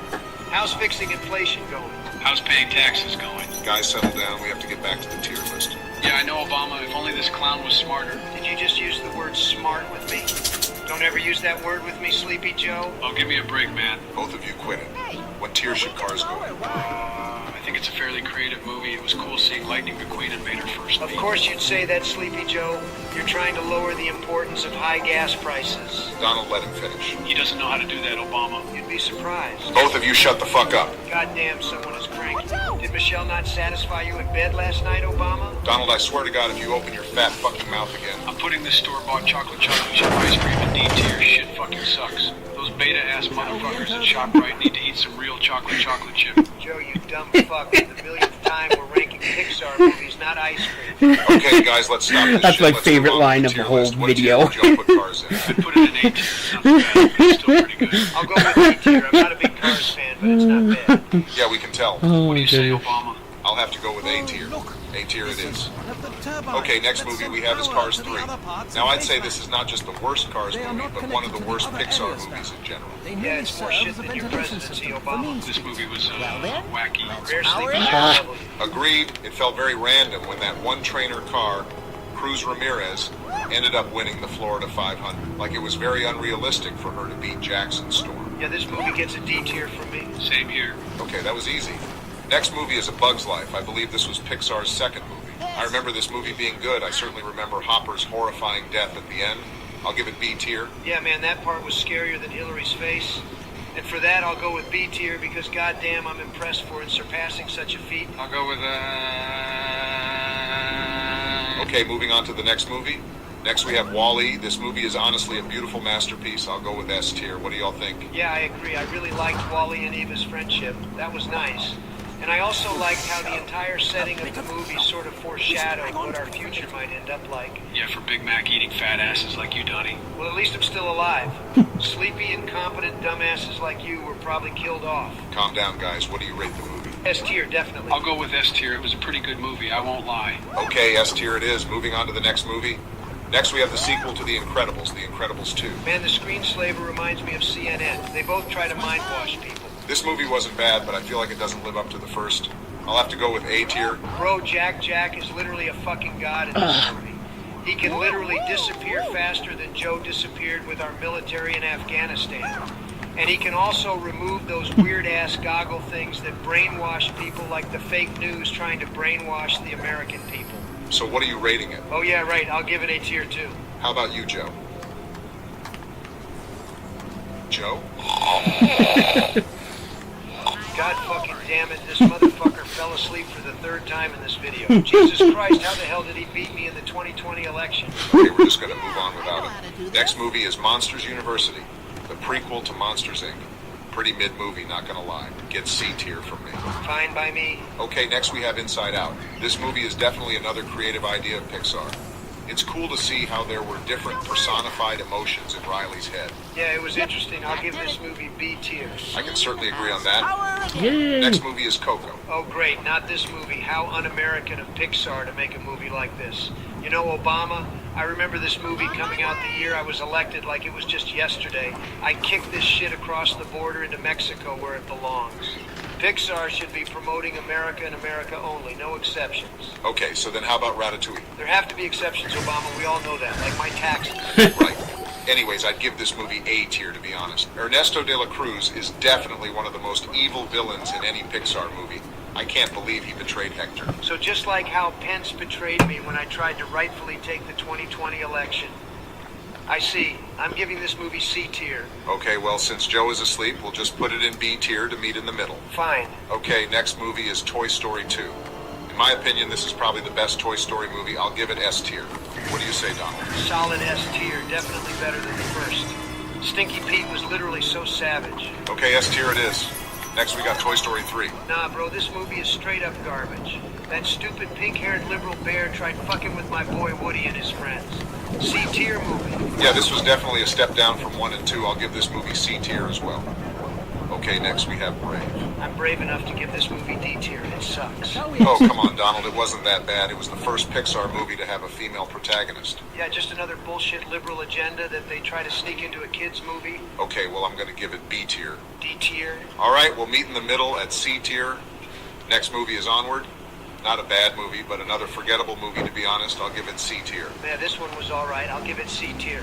Only fatherless bozos like Sleepy Joe would find this really enjoyable. Hey, I heard that, Donnie. Wow, you're finally awake. How was the stew, Sleepy Joe? It was good. Thanks for asking, Donnie. Joe, can you stop falling asleep? This is literally like the third time you've fallen asleep in this video. Don't worry, Obama. I won't fall asleep again. What the fuck else did you expect from this idiot Obama? This He isn't literally only can't form official a proper work sentence topic, without but having a these fucking doors got a seizure. little Hey, banged up Philly by the Shaska quake. Moms come soon.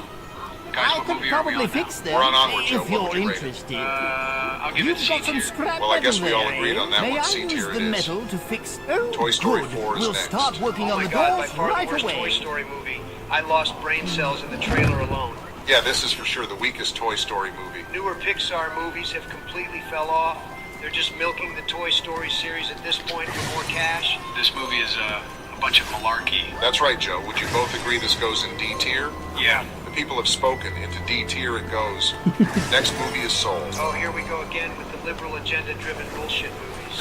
I think you may just be racist, Donnie. I think you may just be retarded, Sleepy Joe. Fair enough. Donald, I don't give a shit what you say. I actually enjoyed this movie. I enjoyed how it showed what it may be like if there's an afterlife, and I'm glad my homies are taking the role as protagonist. I'm giving this movie an A tier. Yeah, I agree with Obama. A tier. A tier it is. Oh, come on. Joe fell asleep for a majority of the movies, and his vote still counts. Seems like a skill issue, Donald. Okay, next movie is Luca. Not American. What the fuck, Donald? Okay, Obama. Cool your jets. I'm just playing around. I'd say Luca is one of the better, newer Pixar movies. I like the one Julia Girl's dad. Kind of reminded me of Flint Lockwood's dad from Cloudy with a Chance of Meatballs, which was funny. The whole turning into a monster underwater shit was cool too. I'll give this movie B tier. Yeah, I agree. I'll go with B tier too. My vote goes towards B tier. No, wait, C tier.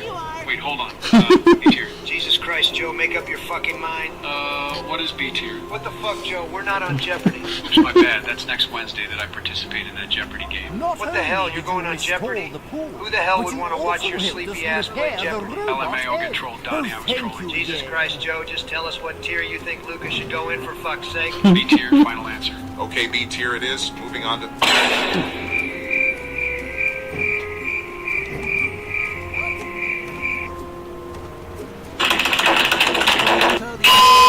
Okay, our final movie on this list is Lightyear. Oh, this is the movie with Buzz Lightyear, guys. Wow, thank you, Captain Fucking Obvious. Anytime, Donnie. I had low expectations for this movie before seeing it, but it actually turned out pretty good.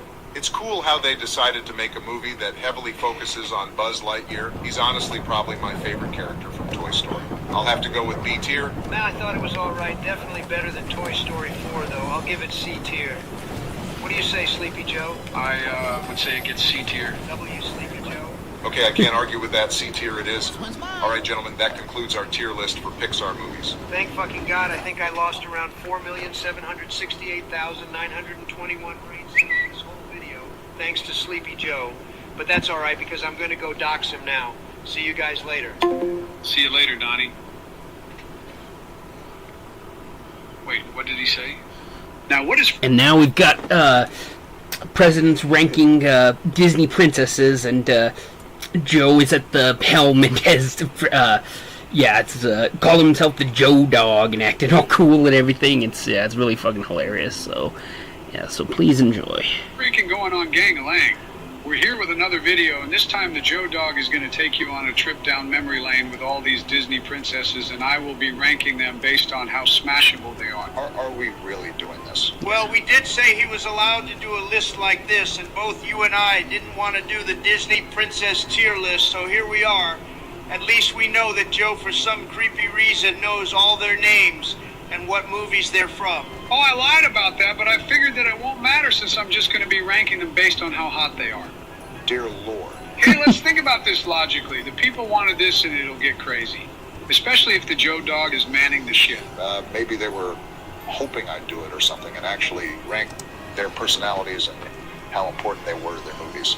Not whatever in God's name you have in store for them. Well, now hearing about how you wanted to do the list, I must say that Joe's idea is a lot more entertaining and more worthwhile. I think ranking hotness is indeed the move, Joseph. Why, thank you, Donald. Finally, someone with some brains around here and realizes that the best way to do anything list-related surrounding women is to simply objectify them and reduce them only at their face value looks. Literally everything you said was so wrong and terrible. Like, think of the 9% of our female viewers and what they think. Man, they can rank the baddies too. The Joe Dog will objectify any man, woman, or thing that comes across his life. I do not discriminate when it comes to gender. You can be a he, a she, they, or an anything really. And I'm still going to look you up and down and give you the Joe decree of badness on the bangable chart. Well, that makes it slightly better, but it's still a terrible message overall. I'm oddly enough extremely compelled by Joe's rebuttal, and I for one need this list to get started because knowing Joe, he's going to have some weird-ass preferences. I will happily start the list, Donald, and you'll all see where I will put these beauties. Well, up first we have back-to-back banging S-tiers with Alice, and well, I don't know who the other baddie is, but something about her look just makes the Joe Dog want to give her an S. Great, so we start off with a literal child and a person Joe doesn't even know. The Joe Dog don't got to know any names to have them participate in the Devil's Tango. And I mean, Alice is 15 and that's legal in some countries, maybe even states. I really don't know because I'm not president anymore, but I'm sure Donald is working on lowering the age of consent on those pesky states. Damn straight, brother. You already know I'm putting in the work. I'm going to be sick to my stomach. Man, we just started the list, and this sissy already is sick. Come on, man, you cannot dislike women that much. Alice is mature for her age, and honestly, who knows what goes on in Wonderland. She probably got freaky with that cat for all that we know. But that's besides the point, because up next we have the sister from Frozen, and she only gets a C tier. Like, she's just too basic looking, and if you ask me, I'd rather have her Elsa, because with those powers, she can spice things up. Don't even begin to explain what that entails. You're right, I can wait till she comes up for that. But anyways, then after we have back-to-back A-tier entries with Ariel and Aurora, also known as Sleeping Beauty, and listen, they're hot as hell, but I personally didn't like how Ariel became a human at the end of the movie. Like, isn't the whole point of the movie supposed to be about self-love and acceptance? What kind of message does that send to the younger generation if they get taught that becoming normal and adhering to what everyone else looks like will ultimately reward them? Now that's a fucking message I can get behind. Way to go, Joe. Just wait.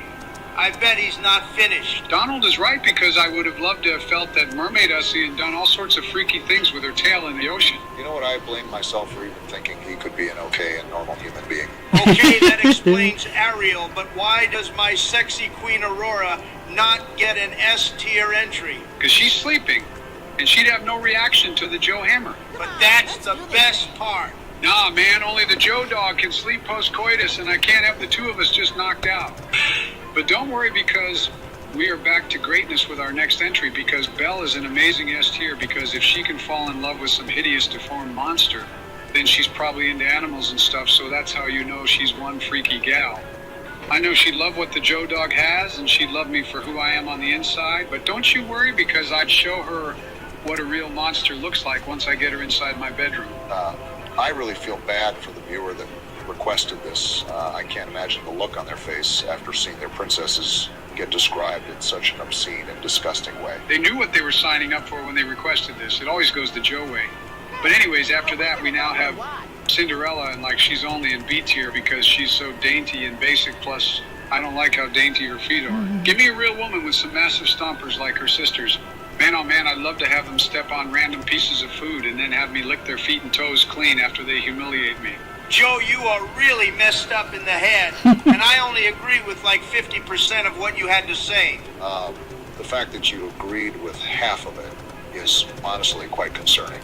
I will say, though, she is pretty basic, so I get the placement before you said all the gross stuff. The Joe Dog knows where to place his princesses, what can I say? Like with our next entry, because we got another S tier with Esmeralda from the Hunchback of Notre Dame. I liked how she cooked that ugly Hunchback Quasimodo, and honestly, we need more spice on this list. I love me your cinnamon skin and beautiful eyes, like, give me some more of that Latina spice. Joe, this movie was not based in Latin America. She is Romani and, Like it's shown pretty well in the movie, and the whole film is set in Paris. Yeah, Joe, my illegal radar would have started beeping if she was Latina, but I can't lie. A baddie is a baddie. Listen, she looks Latina, and I don't think there's a Latina princess on here, so, like, you gotta take what you can get. But after that, we go back to an A-tier entry with this chick with the squirrel. I don't know what her name is, but she's hot.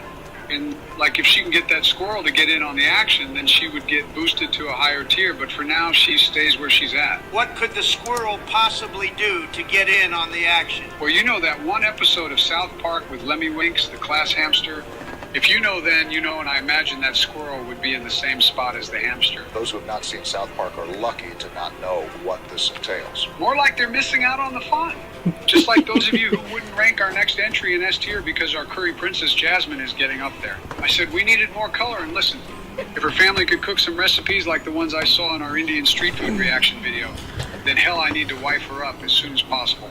Joe, you know that she isn't Indian, right? Aladdin is set in the Middle East, I think, and honestly, I'm not too sure on that because it borrows elements from a whole bunch of cultures. So she could be Indian, and you're just being racist. Okay, I don't think the guy who called her Curry Princess has any room to talk about racism. But I gave her a high rating, so, like, I'm not disrespecting her. You, on the other hand, could possibly be denying her culture, maybe. I don't know either, but that's on you, Barry. But after that, we have a stinker of a D tier because Kaida from Atlantis is kind of a baddie, but I can't get over her white hair. The Joe dog is the only silver fox allowed, and there cannot be two.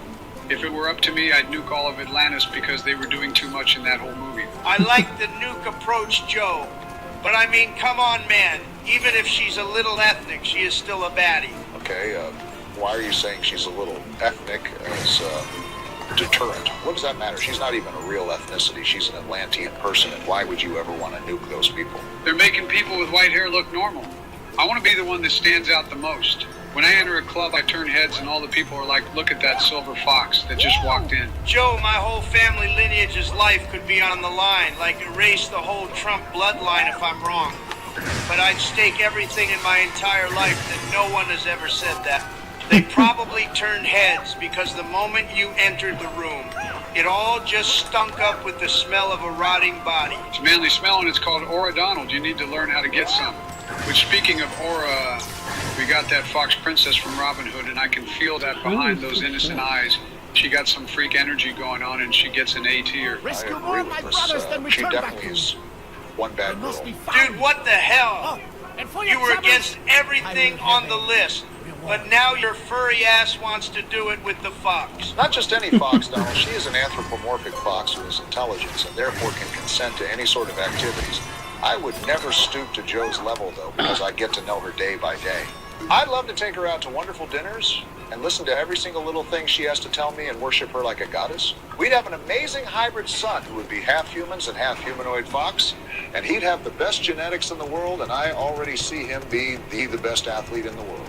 Talking about how lovely she is, I can already see myself lying on her soft, furry belly as she rubs my head and puts me to sleep. I mean, all that is a bit much. I just want some foxtail. You're losing me, Joe. You better start cooking, or the kitchen is gonna burn down. And cook I will, Donald, because up next we have that one chick from Hercules, and she gets a C tier because she just has a dumbass face. I don't like it one bit, and that's the main reason for that rating, but I mean, I might as well hate on the next two because I have this random basic looking girl and the ginger from Brave both going into D tier. Like, I don't even know who the first chick is, and her face and look is kind of just pissing me off, and the ginger from Brave has too much of a round face.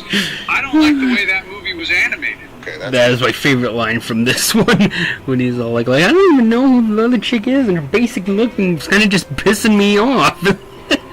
And then the chick from Brave has too round of a face. I don't like the way that movie was animated.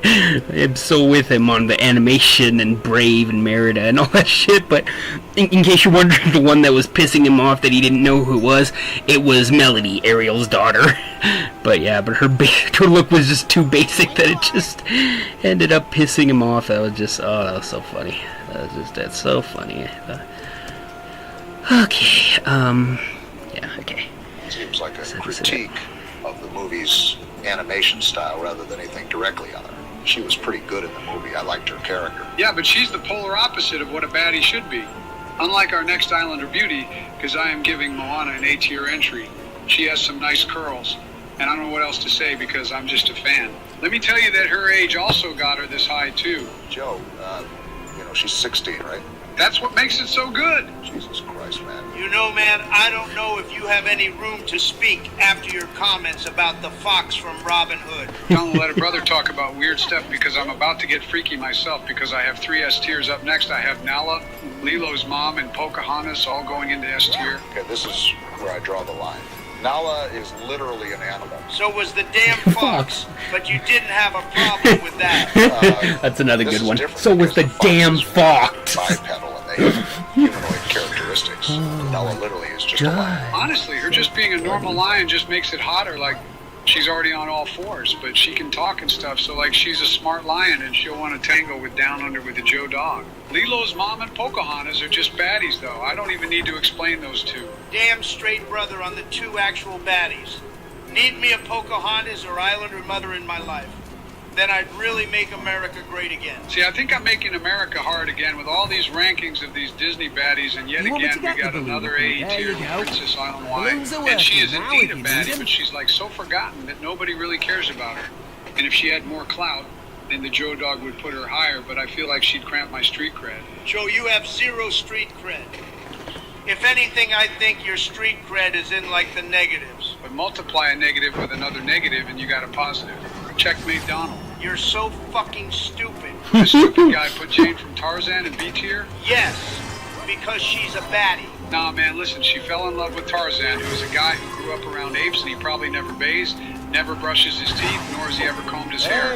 I heard If she the can apartment fall in above love your with such a firehouse disgusting fell man, closed then up she again. has no morals. Okay, that actually sounds like the perfect woman for you considering how much you actually stink and avoid brushing and showering. But if you hate her so much, why is she in B tier? Well, I mean, she's still a baddie. Not as much as our next entry because Mulan is a straight S tier in my books. She is my androgynous queen and is a reverse femboy. She's a boy femme, and if I want her to look like a boy, she'll do it. And if I want her to look like a girl, she'll also do it. It's the best of both worlds. Hold on, Joe might be spitting here. I know I am. Welcome to I the spit Mean facts Street and Museum. saliva. Did you Just like find how I anything had for me? Rapunzel going into C tier because she's basic as hell and Snow White is a freaking D tier. Like Rapunzel is just so basic that I have to put her that low. Oh, yeah. And get me Thank you started so on Snow much. White. Come You again. already know she has crazy parties with those 7 dwarves, and I guarantee you each one of them is smashed repeatedly. No thank you for the Joe dog. The way you twist these innocent people in stories is honestly somewhat of a skill. A gross and disgusting skill that no one wants, but I mean, it's still a skill. Oh, believe me, I'm not the only one. All it takes is a quick Rule 34 check on Snow White to see what people like me truly think. But let's move on to our second to last entry because I have Princess Gianna going straight into A tier. hello Some excellent there. chocolate milk if Sorry, you I'm a ask me. bit busy right Want to now. dap me up Those for that quicks entry, Barry? Everyone's really been don't working want to. themselves. Well, You think you know, hello, brother? Mickey. Say, Well, that perhaps leaves you us can with our help us out. final As you can entry, see, and you our all know poor damn trash well I'm com- going to glaze Ooh, it Elsa looks like because I have her might going I into use S it to tier. repair With the her ice bill? powers, you know the ice We'll play is get to going to work go on this crazy, and right you know away. damn well that the Joe dog is highly, highly interested to see what she can freeze if you all catch my drift. Oh yeah, Joe. I'm feeling this entry a lot. For once I can smell what the Joe dog is throwing down and it's finally not shit. Well, it's also that I accidentally got too excited and might have farted too hard that I crapped myself. Yeah, I feel that one, bro. But yeah, heck yeah, I'm reading my girl Elsa's S tier, yeah, because basically she can freeze your dick. But yeah, so okay, next up we're gonna have them do a tier list of my favorite Mario game, Mario 64. And there's also a funny little thing about a slow computer in Roblox, so please enjoy. I'm so incredibly bored. Can we play Fortnite or something? No, Donald, we've already discussed we're not playing the new season without the rest of the gang. Speaking of which, where's Joe? Shouldn't he have joined the call by now? That dementia-riddled fuck probably forgot all about game night. Call him or something. I'm about to grab a snack. I think you need to refrain from all the snacks, man. You've eaten enough Cheetos as it is. So much, in fact, that your skin color's changed. Shut the fuck up, Barack. Nobody asked you. Just call Biden already and stop trying to piss me off. Fine, but only because I want to get started already. Joe, what are you doing? We're on the voice chat already. Huh? Oh, is it that time already? I'd only just started to get some sleep. Well, can you hurry up and get on? We're getting ready to play some Roblox. Alright, give me a second. Oh shit. What happened? Don't tell me that dumbass found a way to terrorize his computer like you did to all those Syrian villages. Shut the fuck up, Donald. Joe, what happened? My Roblox is updating. Just get on the VC, man. Finally, he joined. Are we finally going to play some Roblox now? I don't think we can. Joe's Roblox is still updating, and you know how slow his computer is. Oh my fucking god, why am I even surprised?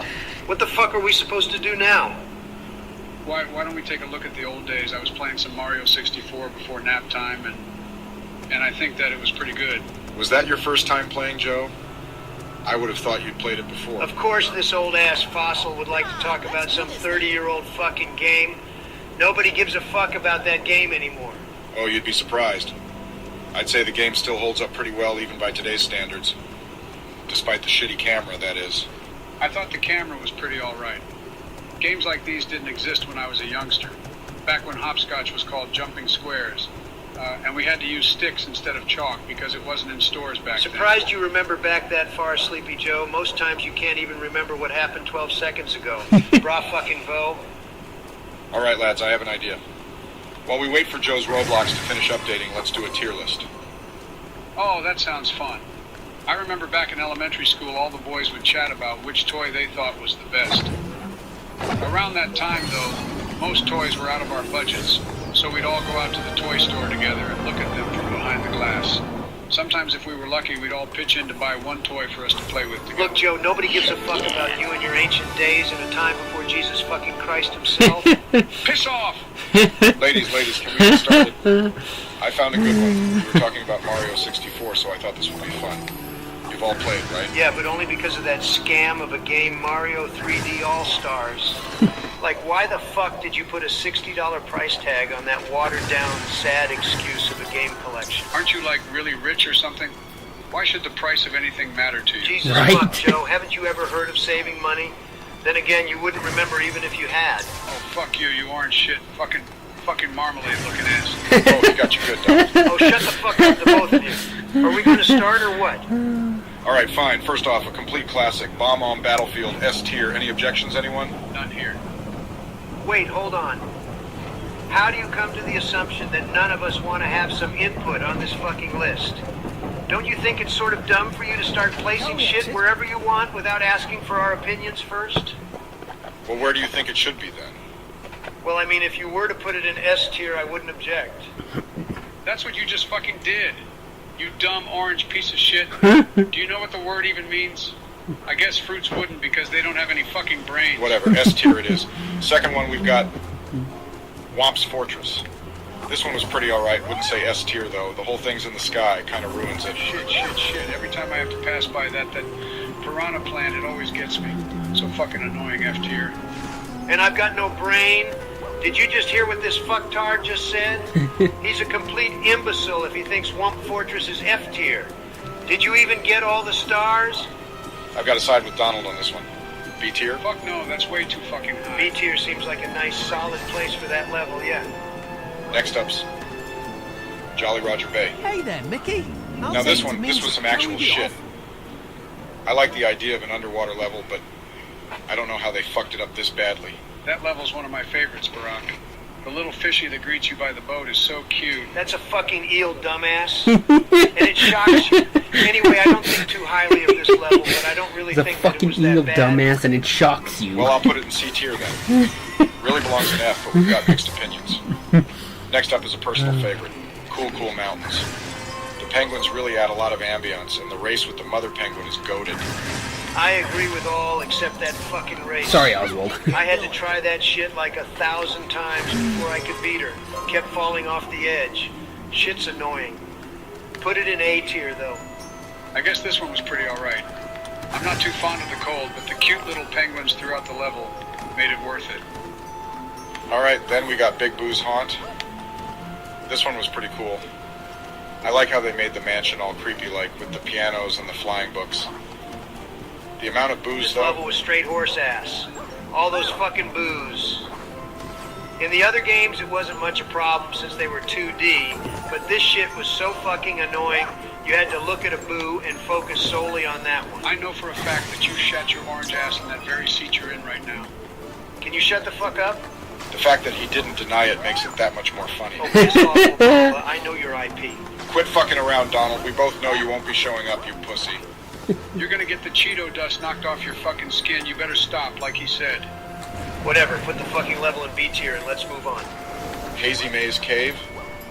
Well, this one, I don't really remember it all that much. Not really anything to write home about. Most of the others had something iconic about it, but this one is sort of just there, D tier. Now just hold on a fucking minute. You're telling me that Hazy Maze Cave belongs in D tier? You gotta be shitting me. Do you guys not remember the sea creature or that part is Metal Mario? It at least has to be at A tier. That shit does not belong in A tier, and you know it. Most of the shit in that level, you were probably conjuring in your sleep, Sleepy Joe. Piss off. I'm gonna leave if you guys aren't gonna take my opinion into consideration. We've been doing that, Joe. I'll put it in B tier so you can stop sobbing. Alright, next up we have Lethal Lava Land. This level was kind of nice, though it just felt more like a wasteland. Not really anything visually appealing, if you ask me. Still, great level design. High B tier? Maybe like low A? Never thought I'd agree with this fat fuck. I never thought Jill would love this Trump Tower as much as she does. What the fuck, Jill, is that true? Alright, low A, we're moving on. Shifting Sandland. This one was alright. I didn't like that one mission with the pillars, though. C tier? Yeah, whatever. Joe, is your Roblox done loading yet? It feels like we've been doing this forever. No, it's still only like halfway. Jesus, you're the president of the fucking United States, running a computer from the 1980s. Shut up, it holds a lot of sentimental value to me. We're halfway done. Can you guys just wait until we're finished? So you wish We've got Dire Docks next. And honestly, this wasn't all that good. It took me ages to complete. I really like the way the level changes each time you play in order to complement the star you're trying to get. That in and of itself was A tier material.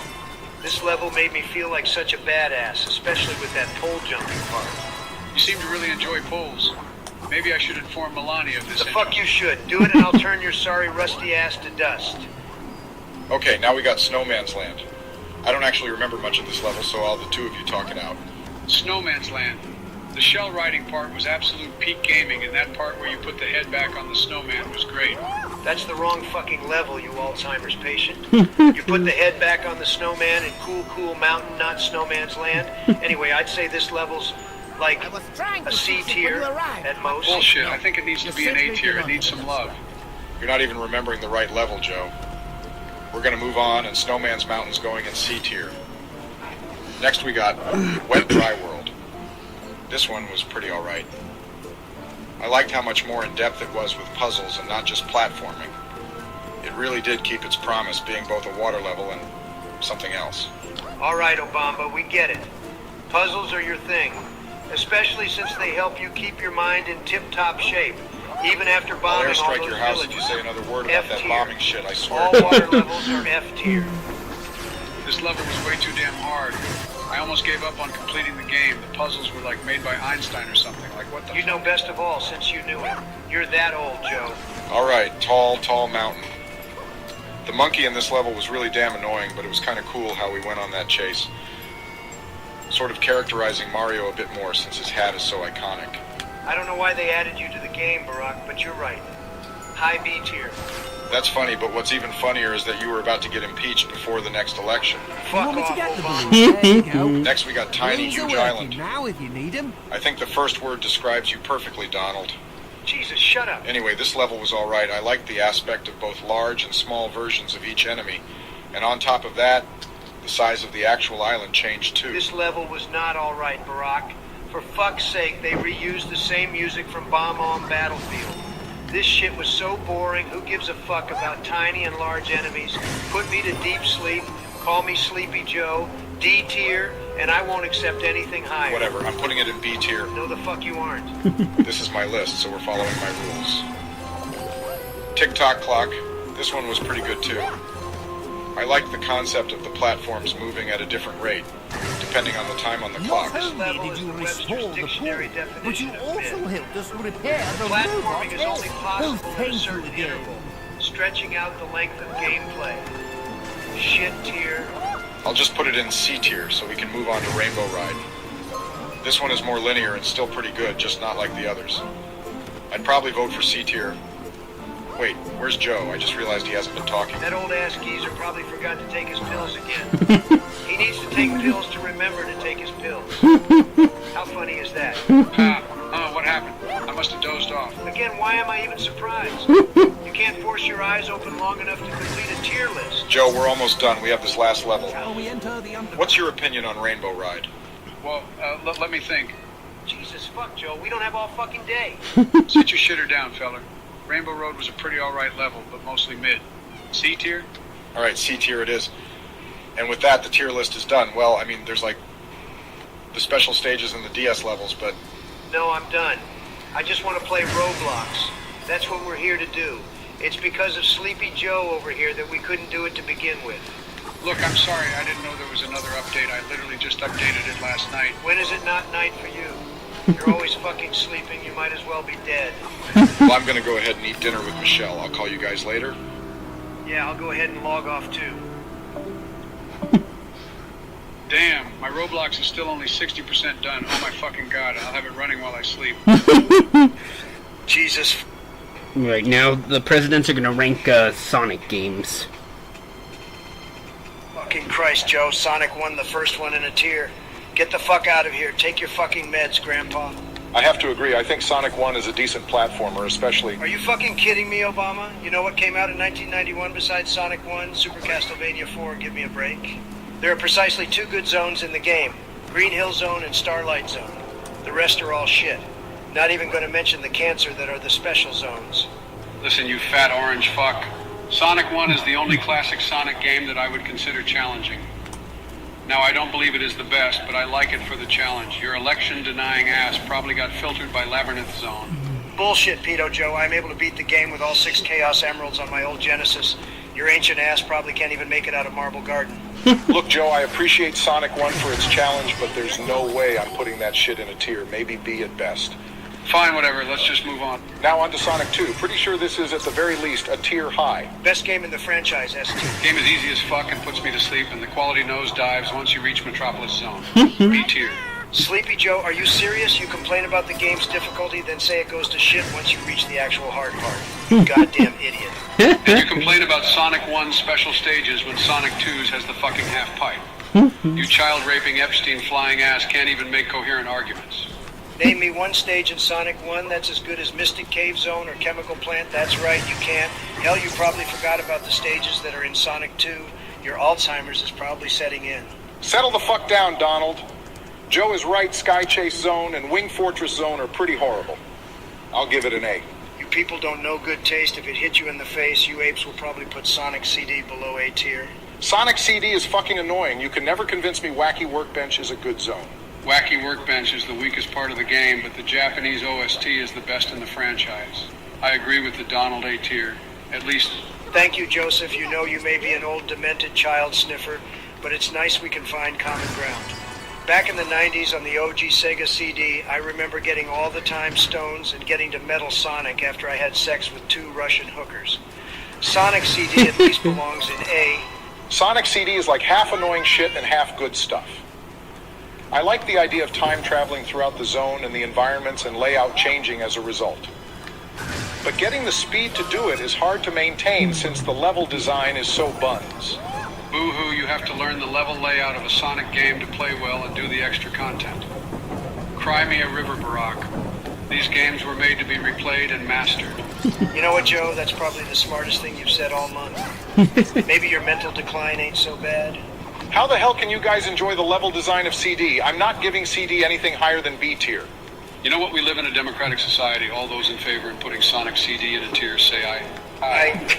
Fuck you both. For the sake of moving on, I'll put it in the A tier.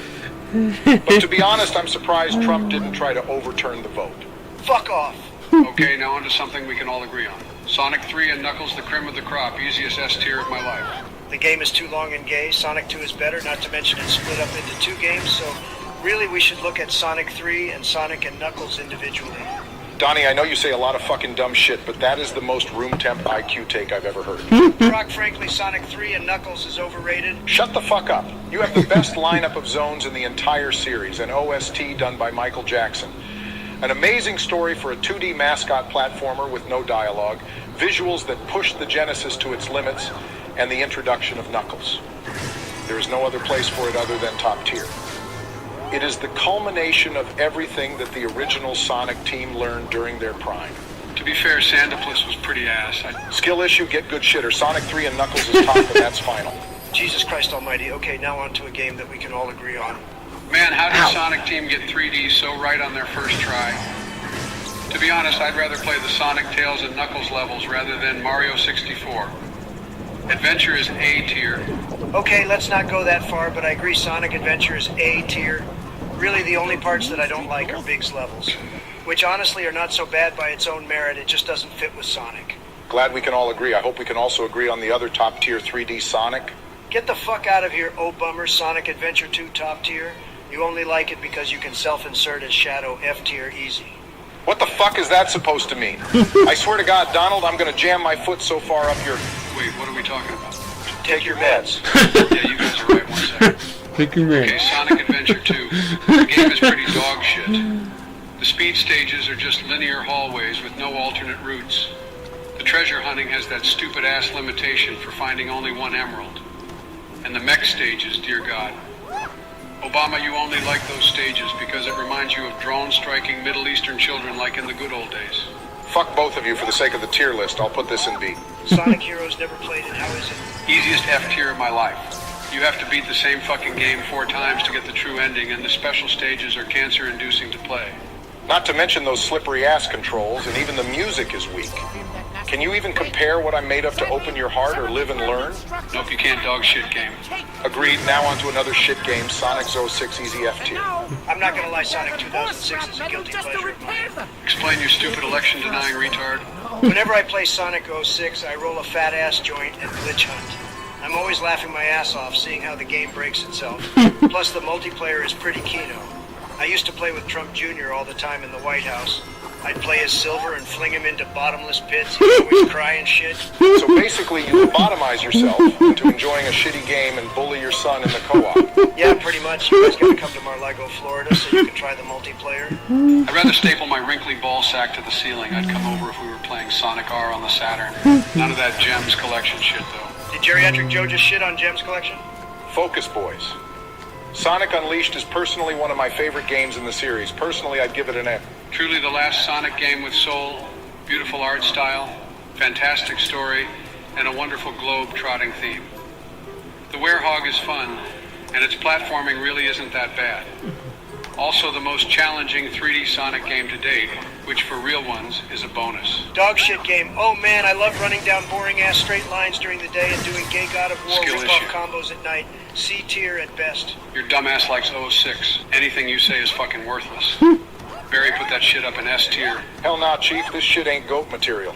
But is an A tier game? Fine. Sonic Colors, what a tremendous game. Unique environments, fire-ass music. This game really brought Sonic back to his roots. A tier, maybe even S tier. I have funny memories with this game. I remember being disappointed by it and reading Trump's tweets about my birth certificate being fake on the same day. Good times, no hard feelings, right? Depends. Can you agree to put colors lower? Nope, it's a top-tier game. The worlds were cool as hell. Planet Wisp and Asteroid Coaster are some of the most visually interesting Sonic zones since Sonic 2. Barack, you can even use the GameCube controller for it. That earns it an A at least. How does having GameCube controller support earn a slow-ass game like Colors in A tier? I never owned a Wii, so can't talk out of turn. I wanted to give the remake a shot, but I saw how shit it looked. Joe, we had a Wii at the White House and we played it on launch day. Nope, can't recall Colors. What was it like? His dementia is setting in. Sleepy Joe can't help it. Fuck you, Donald. Joe, imagine if Spring Yard Zone from Sonic 1 was an entire game. That's basically Sonic Colors. Jack, that sounds fun as hell. Of course, the Sonic 1 apologist likes that slow shit. I'm putting it in C tier at best. Fuck you, Abomination. Sonic Colors is fucking goated. Nope, that belongs to Sonic Generations. What a phenomenal game. Bomb-ass level design that is highly replayable. The perfected boost formula, it's all here. Not to mention the 2D sections are pretty good. I know the physics for those levels are all fucked up, but the level design is highly replayable. However, after replaying Generations recently, the game honestly feels pretty empty. Wait for me! It's so obvious the keys to the boss fights are only done to extend game time by an hour. This would be forgiven if we got bigger and better boost games after, but we got a decade of shit. Generations is a good blueprint. Shame no game after improved upon it. I'm feeling a B tier. I agree with Bro Biden. Sonic Generations is pretty average. Holy fuck, I can write a Bible of all the dumb shit you've both said. But that has to be near the top. Sonic Generations average. One of the few games in the franchise that you can go in blind and enjoy without having to temper your expectations in B. Insane. Wait a second, guys. We forgot Sonic 4. Was that a real game?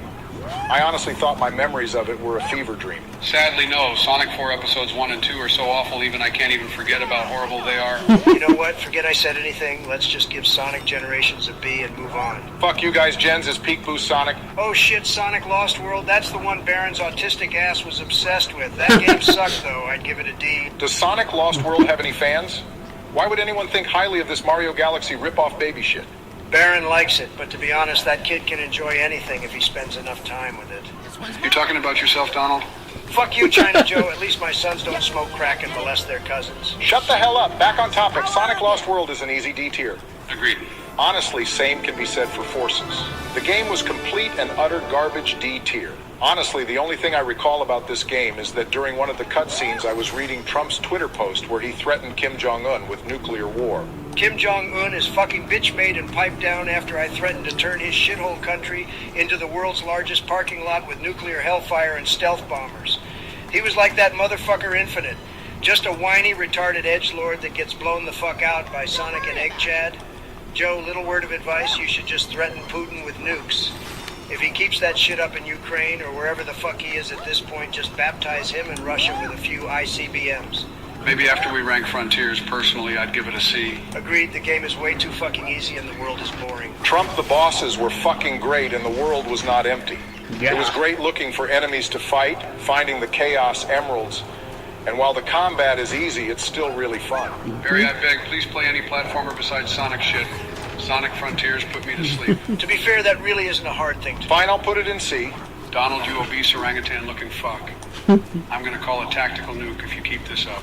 Just try me, Joe. Oh shit, we forgot Mania. Personally, that's an easy S tier. Fine by me. Mania is some good-ass video game. T. Lopes really Mania outdid is himself overrated with the as music. fuck. For that alone, Mania belongs in S tier. No. Shame we never got a sequel. Well, that's the list. Personally, the bottom half of the list is pretty accurate. Everything above B is wrong. I agree, this isn't the worst one we've made. Well, good work, everyone. I'm gonna go take a fat shit. Hey, Joe, want to play Streets of Rage 2 next time I'm in DC? Hell yeah! All right, guys, it's been a while since we've ranked video games. Last game series we ranked was Arkham. So who wants to rank Sonic the Hedgehog? I'm down, but there's way too many Sonic games out there, so let's only rank games we consider canon to the series, so no spin-offs or cartoon shows, and definitely not anything in the Boom canon. The Sonic Boom TV show isn't that bad, but I still can't forget what the games did to the series, and especially how they butchered my boys Shadow and Knuckles. I agree with Corey. Only canon games that mean something to the story, so no kart racers or dumb spin-offs just to compete with Mario, and no alternate canons. So let's start. I'll be with honest, I Sonic have no Boom. idea who the other guy Honestly, talking in this this game one is. is. A fun platformer, but how many Maybe the guy who made the times are video? they going to I don't know. re-release this game? I mainly play the GameCube port, as I don't have Sonic Origins, but come on. Even for a GameCube port, they can at least add a spin dash or a save feature. Trump ports don't count to the actual ranking of the game. Yes, they do. No, they don't, Trump. You're a fucking idiot. For the time, this game was amazing, but today I find it kind of hard to play. Mainly because it doesn't save, but apart from that, then it's up there for one of the best 2D platformers out there, well, at least for the time. The game is still fun, and it seems like every console release now, Sega has a compulsion to re-release all classic-era Sonic games. The game is harder than Joe around Jailbait, though, so there's that. But in terms of boss fights, I know it's Eggman's first time meeting Sonic, but Jesus, even he can do better than that. His plan is to turn animals into robots, for fuck's sake. Get better boss fights. What the actual fuck did you just say, Obungus? I said you're a shit fighter and you're a fucking war criminal that should be thrown in jail for the rest of your fat-ass life. I'm a war criminal! You're the douchebag who drones strike the Middle East for no fucking reason! You guys ever gonna let that go? No! Fuck all of you. We're still only on the first game of the list. Sonic 1 is a classic, which has been shown up by later games, but still a fun game, which earns it A tier. Now let's move on to Sonic 2 before I leak to the public proof that Eggman's mustache is fake. Just try it! You leak it, then I piss on the moon again! This derailed really fucking quickly. Sonic 2 is a huge improvement over Sonic 1. Being the introduction of Tails is great, and the bosses, while still easy, are actually pretty fun. Though, aside from Metropolis Zone, you can beat this game pretty quick, but speed is the whole point of Sonic, so I'm good with S tier. Absolute S tier. This game is iconic. Next is Sonic CD. For me, this is an underrated gem.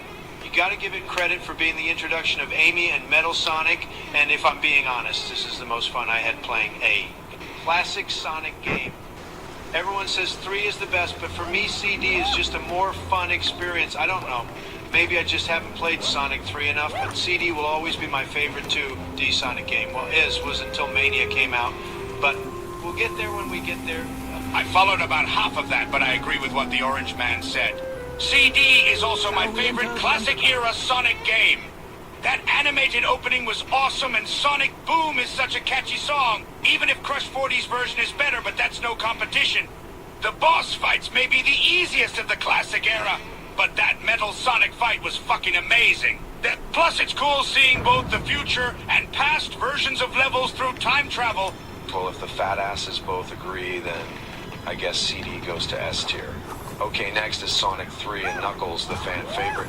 Like Donnie, I haven't played much of this game, but I do think that it's at least on the same level as Sonic 2, so I'm fine with the popular opinion. Plus, this is the first appearance of Knuckles, who is easily one of the best Sonic characters.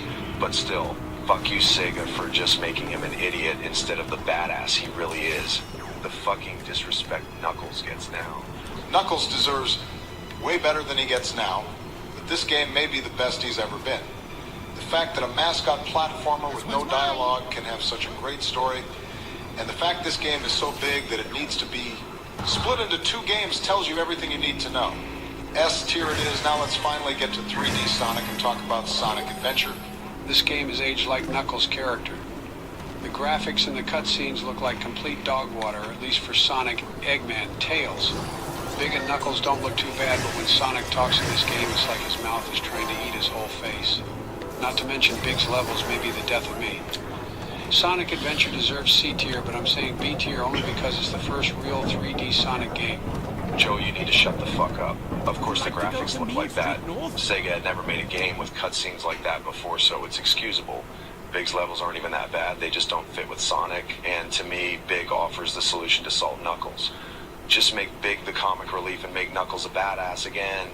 And Joe, if you dare shit on the story with Chaos and the Echidna tribe, then you're going straight in the mosh pit. That was the first time Sonic's stories really grew up. It gets darker in Adventure 2, but this is still a great story. Agreed. This game deserves A tier at least. Okay, next is the greatest Sonic game ever made, and maybe even the greatest 3D platformer ever made. Sonic Adventure 2. Hell yeah. Eggman, you son of a fucking bitch. Shadow! You're not still mad that I owe you 20 bucks, are you? Correction. You owed me 20 bucks about half an hour ago. Now you owe me something far more valuable to you. Now What a pussy. Now you corrupt dickbags, where were you planning on putting my first appearance? Even without the threat of death, this game is easily an S tier.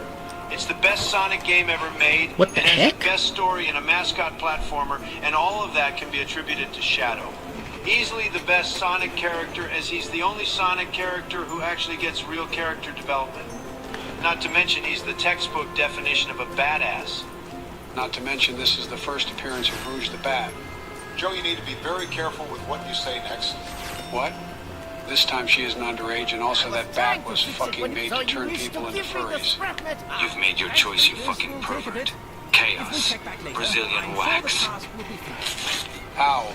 My fucking pubes. Alright, I think that's everything to do here, and we can finally advance in the story, but we are going to do that in the next live stream because we are approaching 3 hours, so yeah, it's about what we do. So, alright, so keep enjoying the AI Presidents while I just skim through and make sure I have done everything before moving, before advancing the story. Yeah, so, good night, Big Dog, I love ya!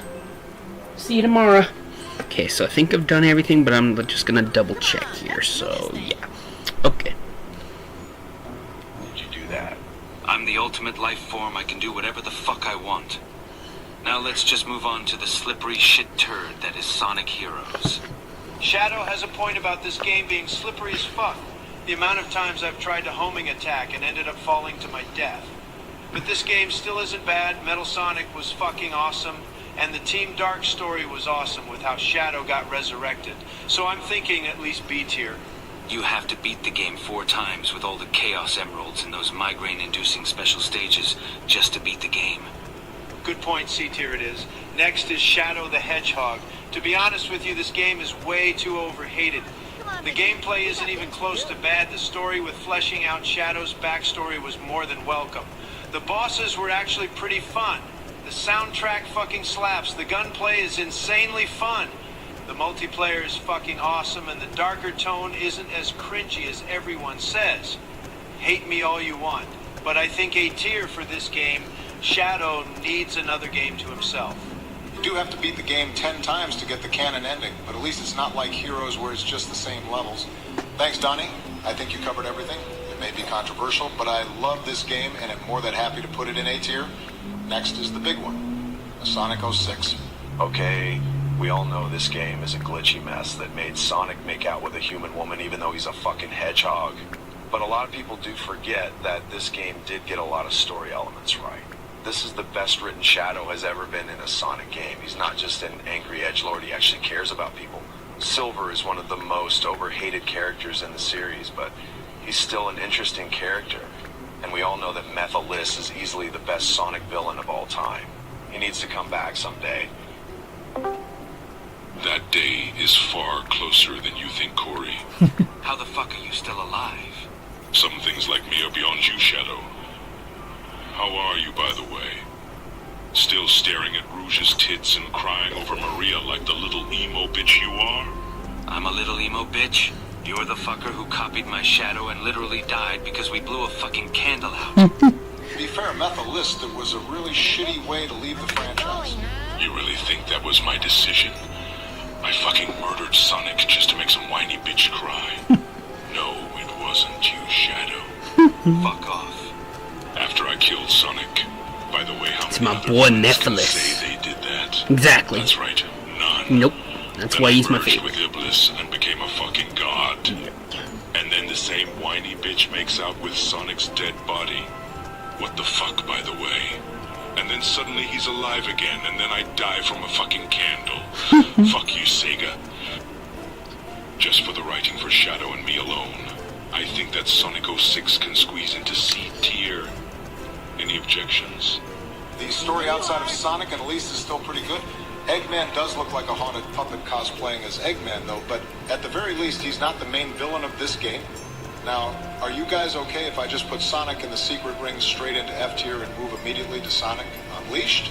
Damn right that lazy Temple Run mess deserves F tier, but Unleashed is actually an amazing game. It did kind of ditch the darker tone from Adventure 2. Shadow the Hedgehog in 06, which I missed that dark tone, but this game did what it needed to with the lighter tone. Still having elements of that darkness, but still in the cartoony place that we know Sonic now. And before anyone bitches about the Werehog, I don't think the Werehog gameplay is that bad. And the normal Sonic stages are peak boost Sonic gameplay. I vote A tier. I'm good with that. Now let's move on to Sonic and the Black Knight. Honestly, this was one of my favorite games on the Wii. This game is so fucking underrated. Motion controls hurt my arms. You don't even have fucking elbows. Dick. I agree with Corey that this game is underrated. The story with Shadow, Knuckles, Blaze, and Amy all playing different characters in this medieval alternate universe is an awesome idea. The villain isn't as memorable as Methylis or Metal Sonic, but still pretty good. And oh my god, those storybook cutscenes are fucking beautiful. My only complaint is that the movement controls are a little clunky at times, but still not as bad as games like Secret Rings or 06. Are you guys good with B tier? B tier is good. It's still a Sonic game, but it doesn't always feel like it is. So I'm guessing Sonic Colors is next? Oh, fuck that. Thank God that fucking douchebag is gone. Now this game isn't really for me. I get that we've shied away from the darker tone, but fuck me, this is too cartoony even for Sonic. Eggman's plan is literally to build a theme park. Wii controls are always pretty clunky with Sonic games. And the wisps are fucking infuriating to control here. I think C tier. So I'll put it in B tier because it's not as bad as 06. Next is Sonic Generations. Holy shit, I remember when the trailer for this came out. Seeing Sonic run alongside his classic self gave me such a fucking fanboy boner. What? You heard me. Moving on from that. Generations is more than a game, it's a celebration of the entire fucking series up to that point. The gameplay for both Sonics is perfected here, and the graphics and bosses are all amazing. I can't wait for Sonic X Shadow Generations to come out. Until then, I think this game deserves S tier. I really wish Sega named the game something different, because Sonic X Shadow sounds like something that makes me want to tear out my quills and shove them in my eyes, but I can agree with S tier. So, are we just gonna put Sonic Lost World straight into D tier? D tier is generous for this cartoony Mario Galaxy apology from the abortion clinic, but I'm fine with letting it sit there. And while we're at it, we might as well put Sonic Mania straight into S tier. As we all know, that's where it's going anyway. It's the perfect classic Sonic game. Let's just talk about Sonic Forces. Now, this game promised a lot. It was shown to be a return to the darker tone of Adventure 2 and 06. Infinite had a lot of potential. While I did still like him as a character, he was supposed to be an amazing villain up there with Adventure 2 Shadow and Methalis, but he got shafted in favor of Eggman, because God forbid that Sega create another. Interesting character with actual development. No, let's just make our villains edgy just to be edgy, not make Infinite an actually fleshed out character. That's exactly what I told Sega, but no, they had to completely fuck me up to make Shadow look cooler in the DLC. And that was supposed to be my fucking origin story. How the fuck do you assholes keep joining the call? I really need to make our server private. Fuck's sake, Joe. First Methalis and now this weak sack of shit. At least I'm not staring in Rouge's tits, but still too sad about Maria to even fucking ask her out. At least I have tits to stare at. Just rank the fucking game. You're in it. F tier. What the fuck? Did you forget that this is the first game you're playable in since fucking Sonic and the Black Knight? Shit, you're actually right. Fine A tier, you still bring it down from S tier. No! Even I can't put this game into A tier. B tier at most. I'm fucking wasted in this story. The Avatar is a cool idea, but like me is really just missed potential. Classic Sonic doesn't need to be here, and your DLC is too fucking short. But I'm still saying B tier because the game is still fun. The story at least tries, and the soundtrack is the best we've had in years, so I think B tier is good. I'm gonna have to agree with Infinite here. But there is something that I think could have made this game at least A tier. Take more inspiration from Sonic Adventure 2 and actually have a dark story.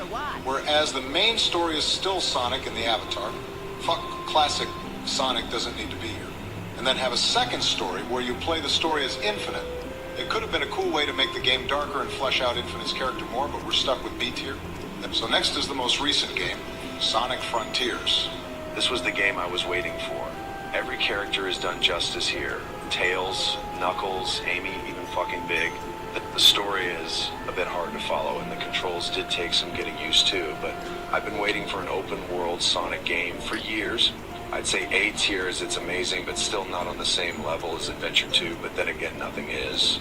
A tier sounds good. Now let's end the video here before Shadow and Infinite fucking kill each other.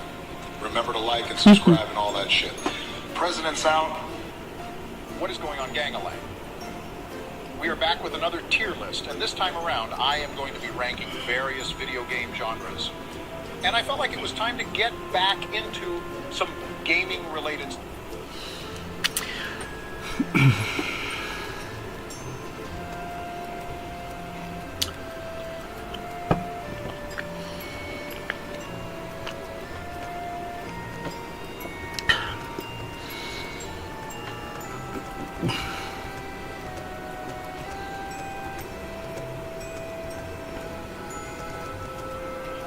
When you are.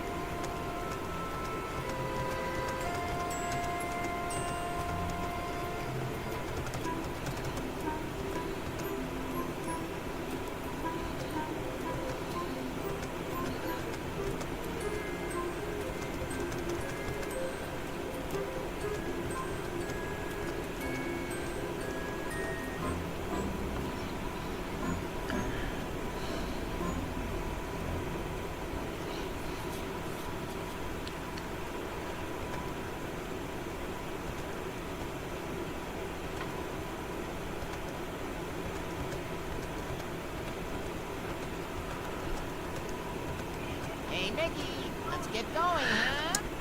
And okay, I have officially done everything in the guide, and it says we're done and can now actually advance the storyline. So here's what we're gonna do. We're gonna go down here, then we're gonna go through this. Do you wish to enter the DEC?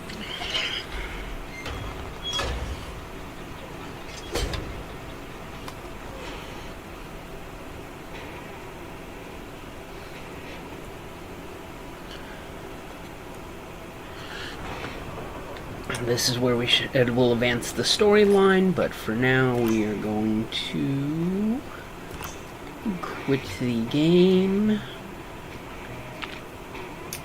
Then, since we haven't made any fuck-ups, in case we make fuck-ups in the next live stream, I am just going to close the game and upload my save data really quick.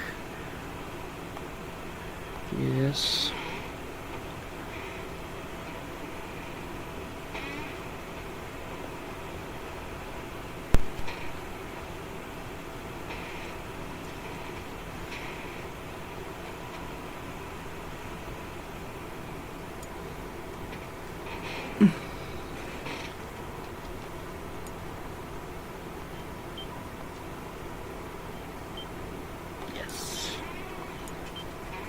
So now, if my save data on the system gets auto-saved from a fuck-up, I can just download it from the cloud save, the PlayStation Plus thing. So, alrighty guys, well that's going to conclude this live stream. There will be no live stream tomorrow, as you know, because I've got my Doug Q&A stream, as well as a new episode of The Floor. I really like that show, so be watching that. We'll do one Thursday, but Friday I will be going out of town to see my mom, so there won't be any live stream Friday or Saturday.